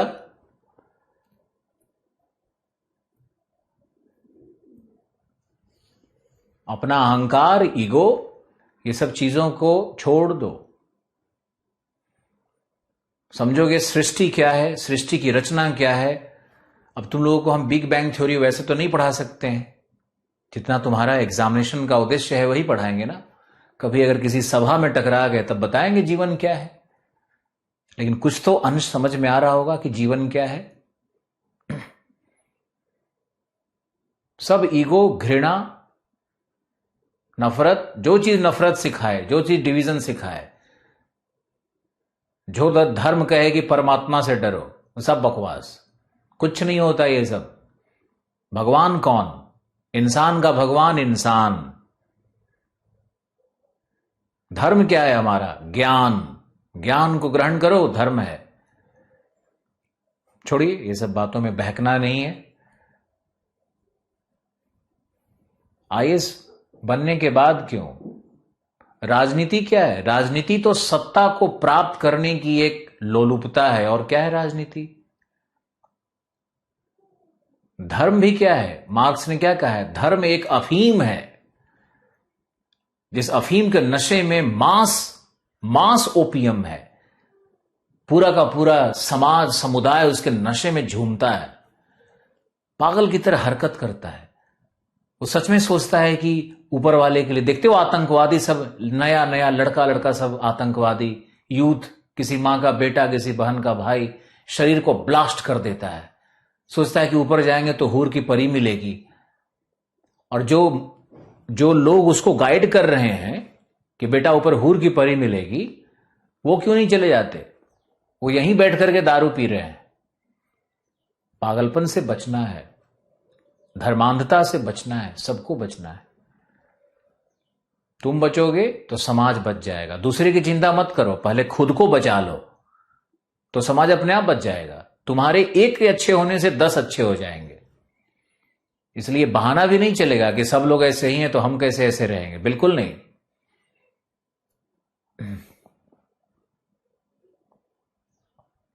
आगे लिखो, लिखो।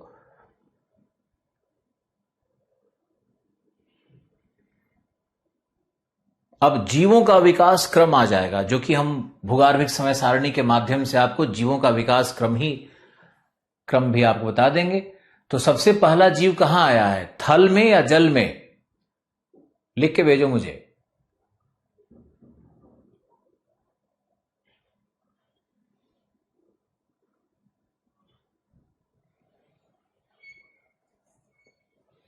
एक लिख रहा है देवेंद्र, भारतीय शास्त्रों के अनुसार धर्म धारयति इति धर्मः, जिसको धारण किया जा सके, जो हमारा गुण धर्म है।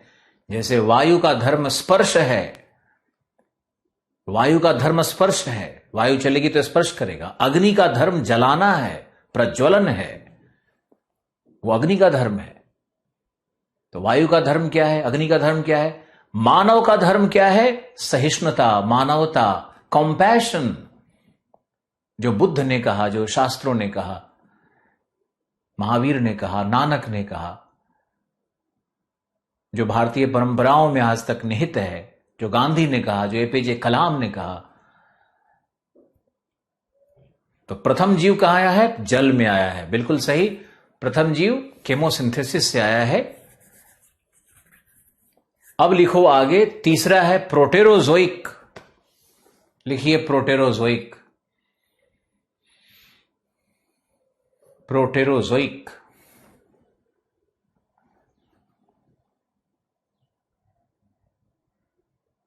शिक्षक का धर्म क्या है? सत्य बोलना। किसी को बुरा लगे, सही लगे, सत्य बोलना। तुमको एक छोटी सी घटना बताते हैं, शायद मन पे कोई प्रभाव डाल जाए, सत्य की ताकत को समझने के लिए। मेरी उम्र 24 साल थी और मैं साउथ दिल्ली में के सिद्धार्था जी के बहुत बड़े बैच में खड़ा हो गया पढ़ाने के लिए। तो इतने यंग एज में कोई एक्सेप्ट नहीं करता है एज ए टीचर आपको। अब वहां पे जो लोग थे, स्टूडेंट्स थे, वो मुझे देख के मुस्कुराने लगे, मुझे घबराहट सी होने लगी। ज्योग्राफी तो मुझे तब भी आती थी। तो मैंने पढ़ाना शुरू किया। तो पढ़ाने क्रम में लोग मजा ले रहे थे, हंस रहे थे, कोई कुछ कमेंट पास कर रहा था, हम किसी तरह से कंट्रोल कर रहे थे अपने आप को। तो उसमें एक स्टूडेंट ने पूछा कि कोई एक प्रश्न पूछ दिया, मान लो मुझे वो प्रश्न नहीं पता था, उत्तर नहीं पता था। तो मैंने कहा कि मुझे इस प्रश्न का उत्तर नहीं आता है और मैं कल पढ़ करके आपको इसका उत्तर दे दूंगा। ये मेरे शब्द जब निकले तो पूरा क्लास शांत हो गया, और जो लड़के बदमाशी करने के मूड में थे वो भी देखा मैंने, वो भी शांत हो गए। सत्य की ताकत को देखो तो तुम। तो ये जो सत्य है ना, इसको मैंने एक्सपीरियंस किया लाइफ में कि बहुत ताकतवर चीज है। और सत्य भी इन्फेक्शन की तरह है, इन्फेक्शन की तरह है। अच्छाई से बड़ा इन्फेक्शन कोई नहीं है। जैसे कैसे मलेरिया से कैसे वायरस से वायरल फैल जाता है, चारों तरफ इन्फेक्शन फैलता है ना, वैसे अच्छाई का भी वायरस है। अगर अच्छाई का वायरस तुम्हारे अंदर में है, तुम अपने फैमिली में फैला दोगे, फैमिली वाले अपने फैमिली में फैला देंगे, समाज में फैल जाएगा। लेकिन वायरस जो हम लोग के ब्रेन में घुस गया है वो है कैसे एक दूसरे की आलोचना करें और मजा लें। वही वायरस फैल गया, उल्टा हो गया। कोई बात नहीं है।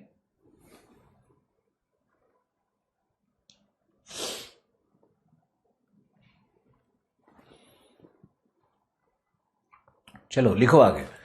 तो लिखो प्रोटेरोजोइक में क्या हुआ। लिखो प्रथम पर्वत निर्माण काल। प्रोटेरोजोइक हमारा प्रथम पर्वत निर्माण का काल है।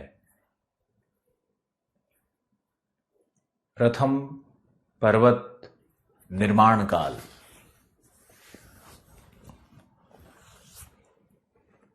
First mountain building, first orogenetic process. Optional होता तो अभी हम बताते कि माइक्रोप्लेट टेक्टोनिक्स, माइक्रो कॉन्टिनेंट्स कैसे काम करता है। लेकिन तुम लोग को जरूरत नहीं है, घबराना मत, बिल्कुल न्याय कर रहे हैं जीएस के साथ। तो देखो इसको लिखो कि प्रथम पर्वत निर्माण। लिखो उदाहरण अरावली। दुनिया का सबसे पुराना प्राचीन पर्वत कौन सा है? अरावली। तो भारत सबसे प्राचीन देश तो है ही, सबसे प्राचीन सिविलाइजेशन तो भारत में है ही।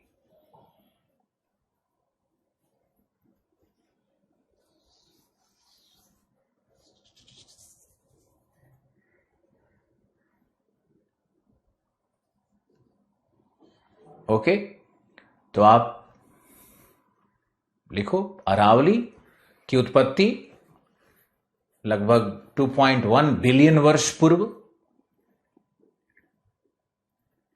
लगभग 2.1 बिलियन वर्ष पूर्व से शुरू हो गई थी,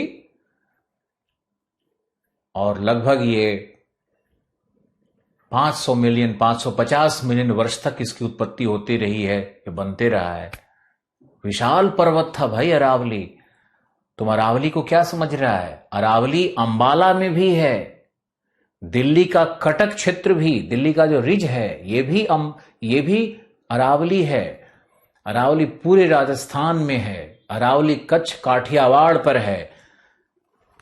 लक्षद्वीप जो बना हुआ है ना, जो कोरल द्वीप्स बने हुए हैं, उसके नीचे भी अरावली है। अरावली पूर्वी अफ्रीका पर भी है। अरावली मेडागास्कर पर भी है। तुम अरावली को तुम छोटा मत आंकना। अरावली का सिर्फ एक खंड तुमको मिला हुआ है। भूगर्भ शास्त्र में जाने पे ये सब चीजें समझ में आती है। अरावली का पीरियड है 2.1 बिलियन वर्ष से लगभग 500 मिलियन वर्ष, यानी प्रोटेरोजोइक से लेकर पैलियोजोइक तक।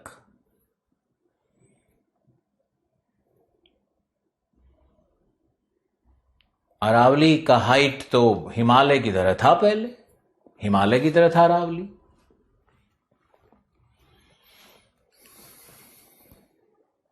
नेक्स्ट आगे लिखो।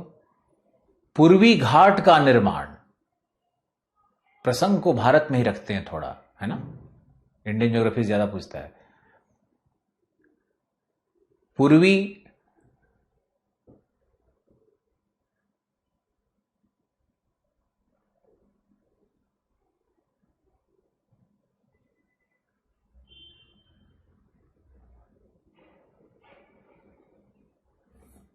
पूर्वी घाट, ईस्टर्न घाट जो कहते हैं, वह भी अरावली का लगभग समतुल्य है और इसी काल में बना। इसके अलावा फिर है सतपुरा, जो सतपुरा की पहाड़ियां हैं, लिख लो सब। सतपुरा की पहाड़ियां भी इसी काल की हैं। सतपुरा की पहाड़ियों का पीरियड होगा 1.7 बिलियन वर्ष।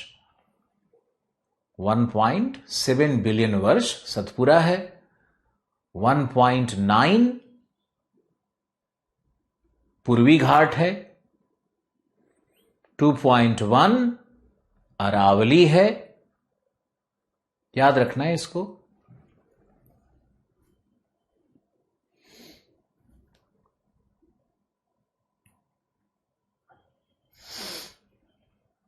सतपुरा पर्वत कहां है? एक मैंने कविता पढ़ी थी, सतपुरा के घने जंगल, ऊँघते अनमने जंगल, नींद में डूबे हुए से।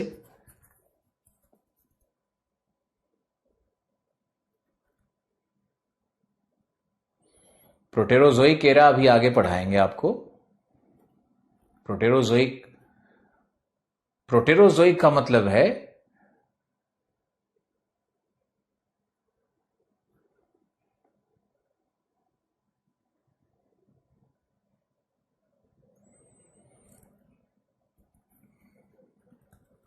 कैसे होता है प्रोटो हिस्ट्री, जिसका कोई अवशेष बहुत कम मिलता है, जीवाश्म।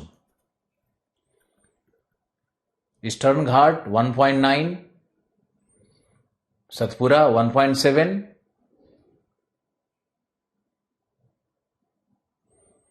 ये कविता भवानी प्रसाद की रचना थी, बिल्कुल सही।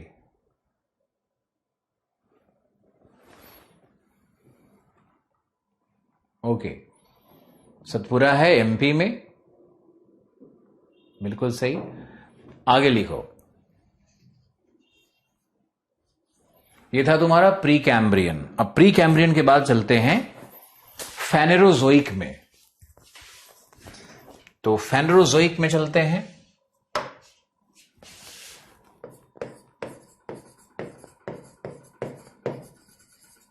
फेनेरोजोइक का हम डिवीजन करेंगे। सबसे पहले इसका डिवीजन होगा ए,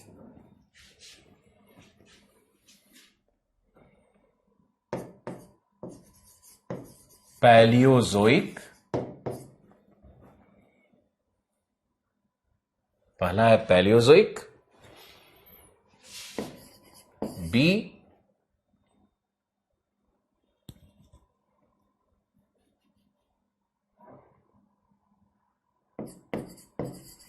मेसोजोइक और सी कैनोजोइक, या इसी को कहते हैं सीनोजोइक। अब इसको हिंदी में भी लिख सकते हो, पूरा जीवी, मध्य जीवी, ऐसे लिखते हैं, पूरा जीवी, मध्य जीवी। अब पैलियोजोइक में आइए और यहां पर आप लिखिए,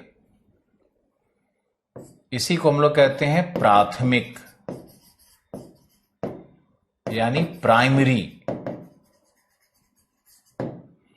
इसको हम लोग कहते हैं सेकेंडरी भी कहते हैं, इसको सेकेंडरी भी कहते हैं। और कैनोजोइक का दो डिवीजन किया जाता है, इसको हम लोग कहते हैं टर्शियरी, तृतीयक, और चौथा कहलाता है क्वार्टरनरी। चौथा कहलाता है क्वार्टरनरी।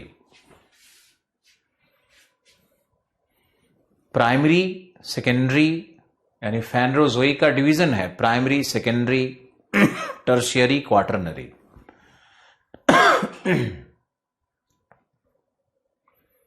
Paleozoic, Mesozoic, Cenozoic. अब पैलियोजोइक में भी डिवीजन है।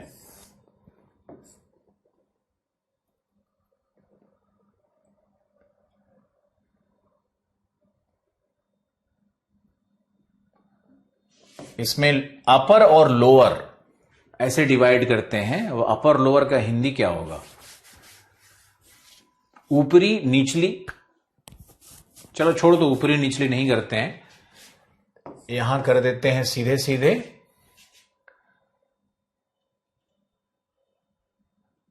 कैम्ब्रियन, कैम्ब्रियन, ऑर्डोवीसियन, कैम्ब्रियन, ऑर्डोवीसियन, साइलूरियन, डेवोनियन, और उसके बाद ना इसका एक डिवीजन कर देते हैं यहां पे छोटा सा, यहां पे लिख देते हैं 280 मिलियन ईयर्स, और यहां पे हमारा क्या था? 570 मिलियन ईयर्स। तो ये हमारा कहलाता है अपर पैलियोजोइक, और यहां पे आएगा, ये कहलाएगा लोअर पैलियोजोइक। तो लोअर में आ जाओ, तो ये कहलाता है, पहला इसका है कार्बोनिफेरस और पर्मियन। घबराना बिल्कुल मत।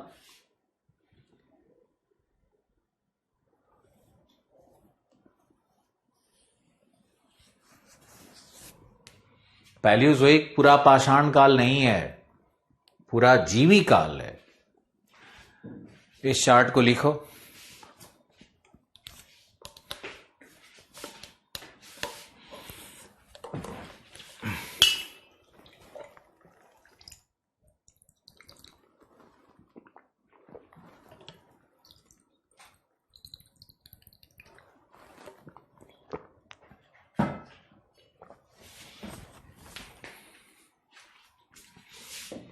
किसी भी तरह का कंफ्यूजन ना हो इसलिए देख लो। पैलियोजोइक का यहां तक डिवीजन है। पैलियोजोइक को दो भागों में बांटा गया।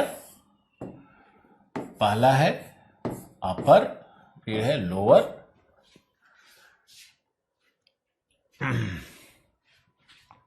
इसको बनाओ।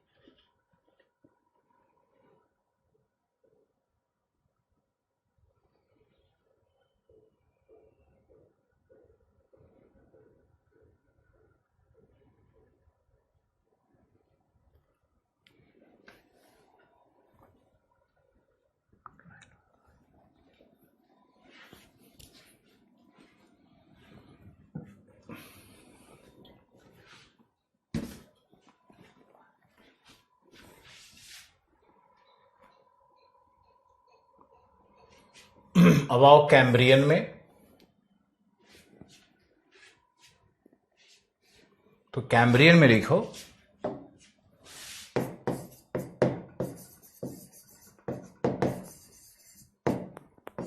ट्राइलोबाइट्स नामक जीवों का कैम्ब्रियन में ट्राइलोबाइट्स नामक जीवों का विकास हुआ। सबसे ज्यादा यही जीव थे, ट्राइलोबाइट्स। और थल पर, महाद्वीपों पर जलमग्नता,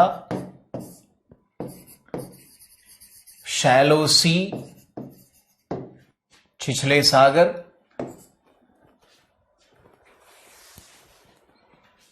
और लिखना है यहां पे थल पर जलमग्नता एवं जीवों का अभाव।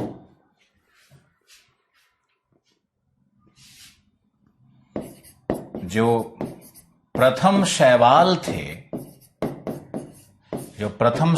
थे उनको कहते हैं साइनोबैक्टीरियम। उनको कहते हैं साइनोबैक्टीरियम, या इसी को कहते हैं ब्लू ग्रीन एल्गी।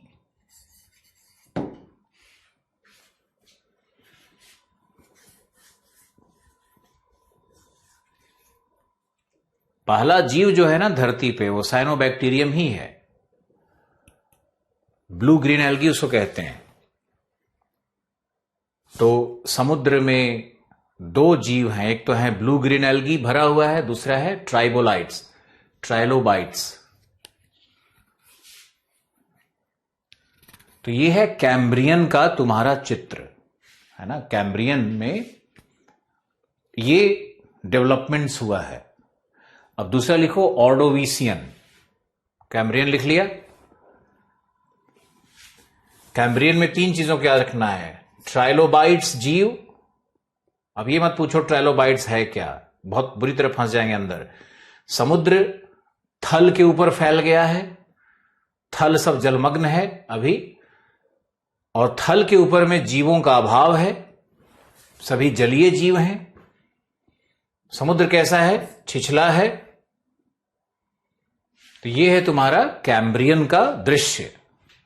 अब कैम्ब्रियन के बाद क्या था, ऑर्डोविशियन। कैम्ब्रियन के बाद ऑर्डोविशियन है, इसको तुम देख लो।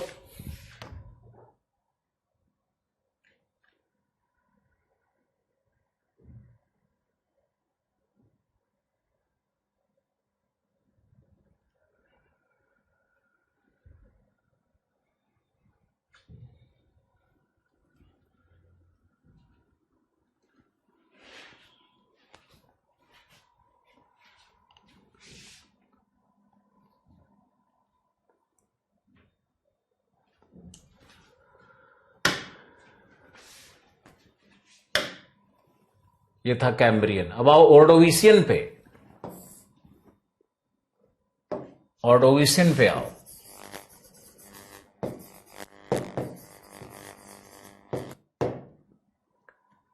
बिना हड्डी का जीव जो होता है ना, उसको कहते हैं ट्राइबोलाइट्स।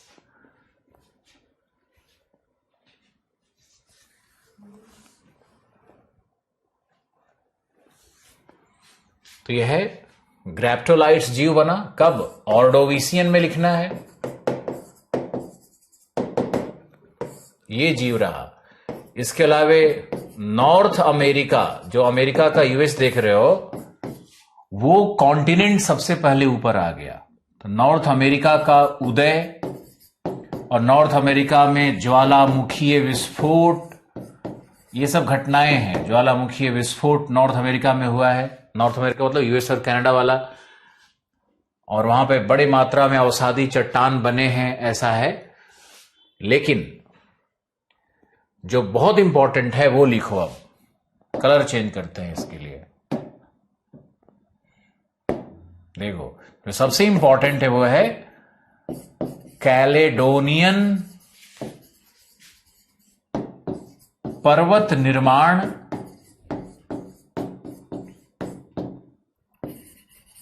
का प्रारंभ।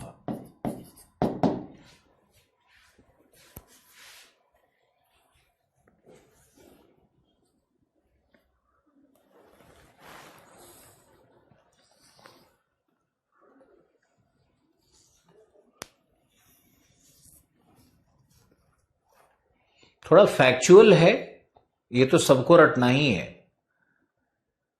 जनवरी, फरवरी, मार्च, अप्रैल बचपन में रटे थे ना। हमसे कहोगे तो हम शॉर्ट में भी निकल जाएंगे पढ़ा करके, लेकिन वो काम करेंगे नहीं। तुम्हारे लिए जो इंपॉर्टेंट है वो करेंगे, क्योंकि जीएस को भी कैप्चर करना है। ज्योग्राफी ऐसा विषय है जिसको ध्यान से पढ़ लोगे तो बहुत सारा क्वेश्चन जूलॉजी का, इन्वायरमेंट का, एग्रीकल्चर का, साइंस का, बहुत सारा विषय कवर कर देता है। आप इसको लिखिए ना, सामने तो दिख रहा है कि ऑर्डोविशियन में क्या होगा। ग्रैप्टोलाइट्स जीव बने, नॉर्थ अमेरिका का जल से उदय हो गया, ज्वालामुखीय घटनाएं घट रही है, और कैलेडोनियन पर्वत निर्माण का काल है। लिखिए, कैलेडोनियन पर्वत निर्माण का काल है। कैलेडोनियन पर्वत का जो उदाहरण है उसमें कौन सा है? नॉर्वे का पर्वत। नॉर्वे का पर्वत, उसका नाम क्या था? कॉलेन। कॉलेन पर्वत, नॉर्वे का पर्वत, कॉलेन पर्वत। कैलेडोनियन पर्वत, जो पर्वत ग्रीनलैंड में है, ऐसे याद रखो, ग्रीनलैंड का पर्वत, अमेरिका का new England range, new England पर्वत, न्यू इंग्लैंड की श्रेणी अमेरिका का, कैलेडोनियन पर्वत। यानी प्रथम पर्वत निर्माण कब हुआ? अरावली। कब? प्रोटेरोजोइक। दूसरा पर्वत निर्माण कब हुआ? बोलो। ऑर्डोविशियन में शुरू हो गया है।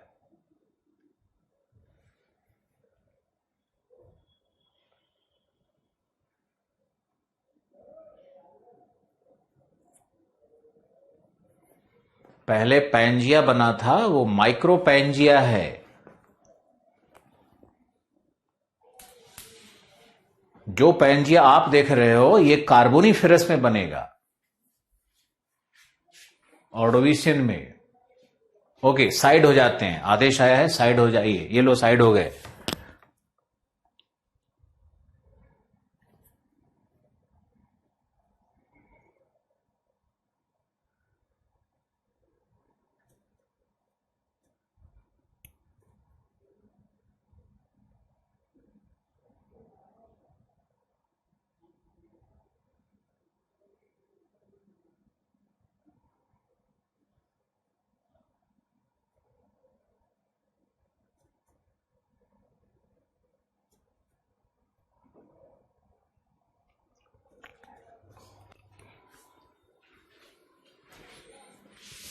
इसके बाद का पीरियड है साइलूरियन।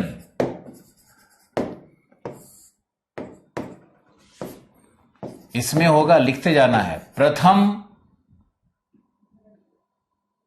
Land plant. लैंड प्लांट मतलब भूमि पर वनस्पति, थल पर पहला वनस्पति इसी काल में आया। प्रथम फिश, मत्स्य वर्गीय जीव आया। प्रथम मत्स्य वर्गीय जीव आया। और कैलेडोनियन पर्वत का विकास भी हो रहा है। कैलेडोनियन पर्वत का विकास भी हो रहा है। साइलूरियन को 3 चीजों के लिए जाना जाएगा।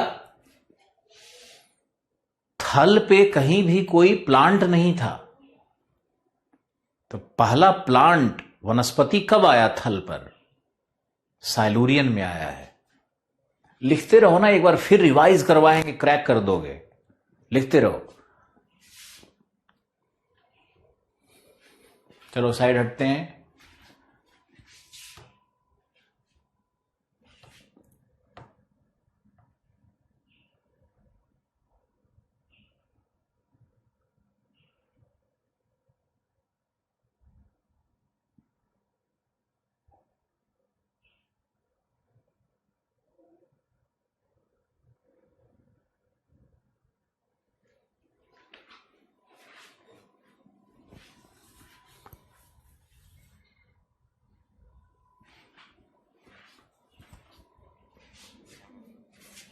इसके बाद है डेवोनियन। डेवोनियन में इसको कहते हैं फिश युग, फिश एज।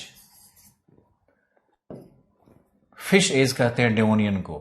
और कैलेडोनियन पर्वत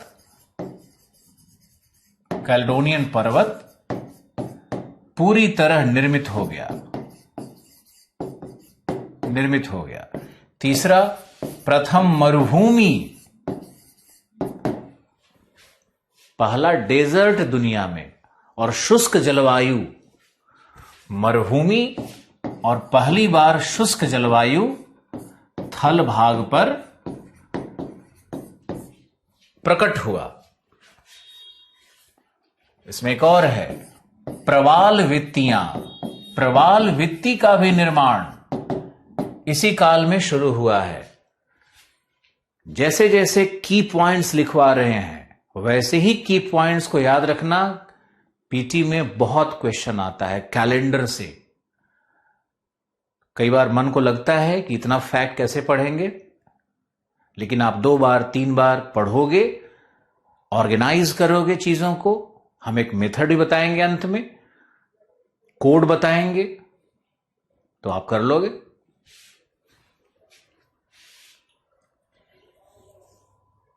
तो यह है डेवोनियन। लिखो इसको।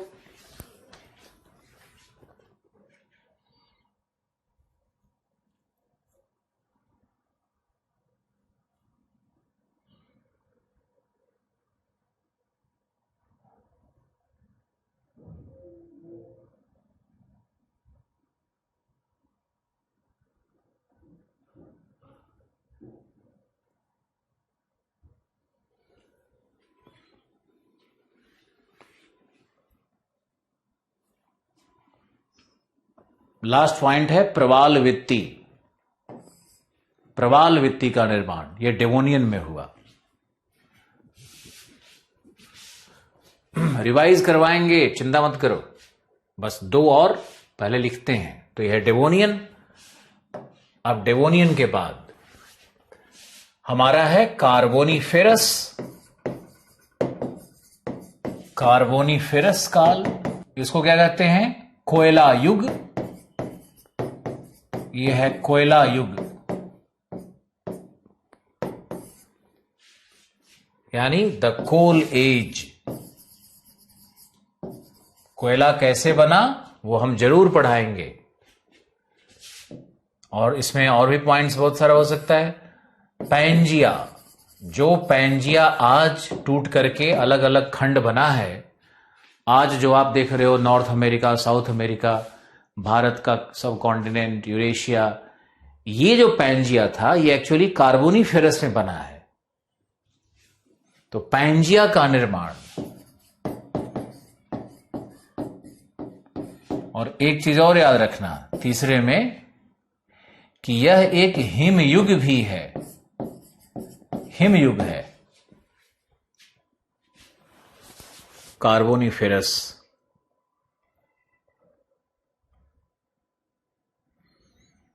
ऐसे ही हर युग में अगर 3-3, 4-4 पॉइंट को याद रखा जाए, कभी पीटी का क्वेश्चन इस टॉपिक से मिस नहीं होगा।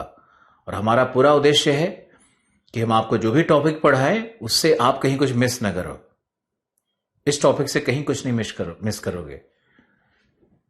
हिमयुग क्या होता है? हिमयुग होता है जब चारों तरफ बर्फ जम जाए, पृथ्वी का तापमान घट जाए, हिमाच्छादन हो जाए, पूरा हिमालय बर्फ से ढक जाए, पूरे विश्व का तापमान, ग्लोबल तापमान 3-4 डिग्री 5 डिग्री घट जाए सामान्य से। नोट्स में क्यों देंगे? नोट्स में देना होगा, नोट्स में नहीं देंगे। नोट्स में देंगे किताब का कट पेस्ट मटेरियल। सत्य बोलना चाहिए ना मुझे। सब नोट्स में दे देंगे तो फिर हम कौन है? समझो इसको।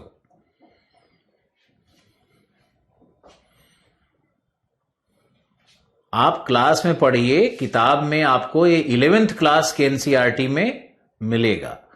तो क्लास 11 के एनसीईआरटी में एक चार्ट बना हुआ है, उसमें आप पढ़ो। क्लास 11 के एनसीईआरटी में पढ़ो।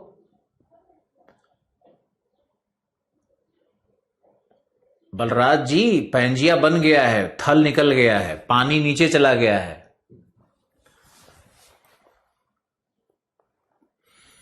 न्यू एनसीईआरटी पढ़िए, ओल्ड नहीं। कल भी मैंने बोला था न्यू एनसीईआरटी। तो यह है कार्बोनीफेरस। इसके बाद आता है पर्मियन। पर्मियन में क्या होगा? पर्मियन में है हर्सिनियन पर्वत निर्माण। तीसरा पर्वत निर्माण का काला गया हर्सिनियन। अरे तुम लोग को समस्या क्या आ रही होगी? हर्सिनियन शब्द क्या है? हर्सिनिया एक गांव है, तो गांव के नाम पे जहां ये चट्टान मिला, नाम रख दिया हर्सिनियन। धारवाड़ चट्टान है ना भारत में, समझो, धारवाड़ चट्टान भारत में है। क्यों? धारवाड़ एक डिस्ट्रिक्ट है, वहां चट्टान मिला, नाम रख दिया धारवाड़ चट्टान। तुम सोच रहे होगे कैम्ब्रियन क्यों नाम रखा, तो वो भी बताते हैं। कैम्ब्रिया एक गांव है स्कॉटलैंड में, तो उस गांव में पहला चट्टान मिला, नाम रख दिया गया कैम्ब्रियन। ऐसे ही नाम रखा जाता है। क्योंकि नाम विदेशी है, इसलिए तुमको थोड़ा तकलीफ होगा शुरू में। एनसीईआरटी 11 पढ़िए बार बार, मूर्ख की तरह मत पूछिए कि 9 पढ़ें कि 10 पढ़ें। बहरे नहीं हैं आप, आपको बार बार समझाया जा रहा है कि क्लास 11 का एनसीईआरटी पहला, दूसरा, तीसरा चैप्टर पढ़िए। चार्ट में ये टेबल दिया हुआ है वहां पर। नाराज नहीं हो रहे हैं, लेकिन मुझे समझ में नहीं आता है कि तुम लोग इतने, कुछ लोग 1 और 2 पीपल इतने बहरे कैसे हो जाते हो कि सुनाई नहीं पड़ता है। कल भी क्लास के अंत में मैंने क्या बोला था कि आपको क्या पढ़ना है? क्लास 11 का 3 चैप्टर पढ़ना है, तो आप 9 क्लास, 10 क्लास, 8 क्लास कर क्या रहे हो?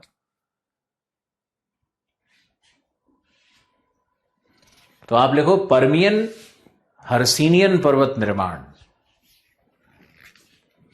हर्सिनियन पर्वत का उदाहरण क्या था? अगर आपको याद हो, ग्रेट डिवाइडिंग रेंज, ये था ना, ग्रेट डिवाइडिंग रेंज था। और क्या था? एपलेशियन। और क्या था? ड्रैंकेंसबर्ग, यूराल पर्वत, ड्रैंकेंसबर्ग पर्वत। तो पर्मियन में आपको याद रखना है कि तीसरा पर्वत निर्माण काल है, इसको लिखिए।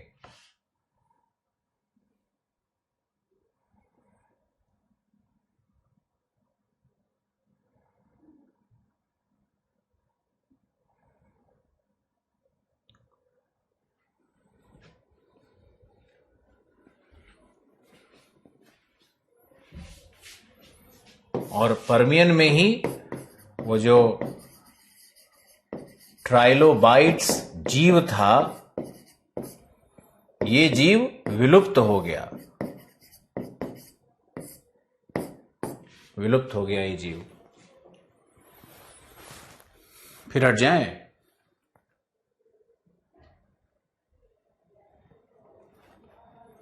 यूपीएससी का नोटिफिकेशन आने वाला है। ऑप्शनल में 5 से 5 महीना तो लग जाता है आसिफ।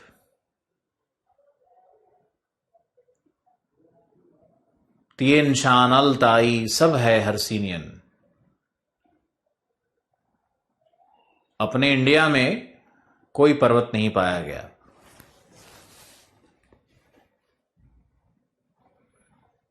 – 2005 वाली बुक को नया मान सकते हो, बिल्कुल नया मान सकते हो, रिवाइज हुआ ही नहीं है।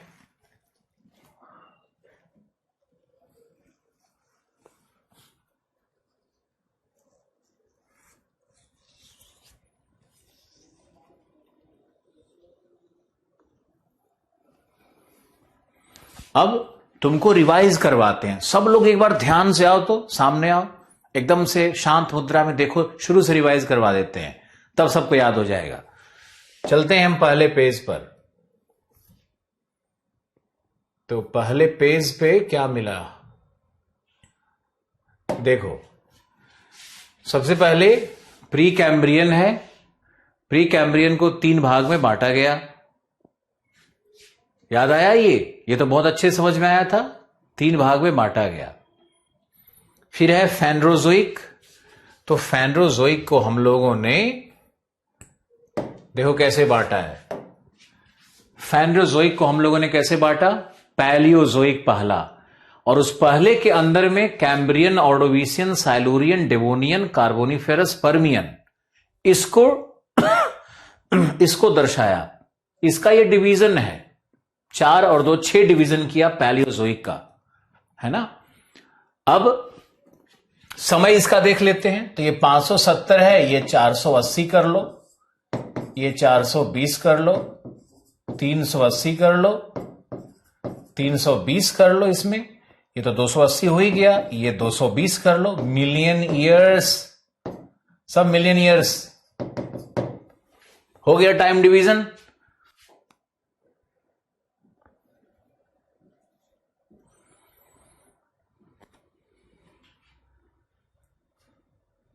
हो गया ना। इसको ऐसे डिवाइड कर दो, और इसमें क्या क्या विशेषताएं थी उसको मैंने लिखवा दिया। आज क्लास यहीं रोकते हैं, और इसके बाद कल क्या होगा, कल देखो, कल हम लोग मेसोजोइक करेंगे और कैनोजोइक का डिवीजन करेंगे, टर्शियरी का भी डिवीजन होगा, क्वाटरनरी का भी डिवीजन होगा। क्वाटरनरी को हम लोग नियोसीन भी कहते हैं, नियोसीन ये भी कहा जाता है।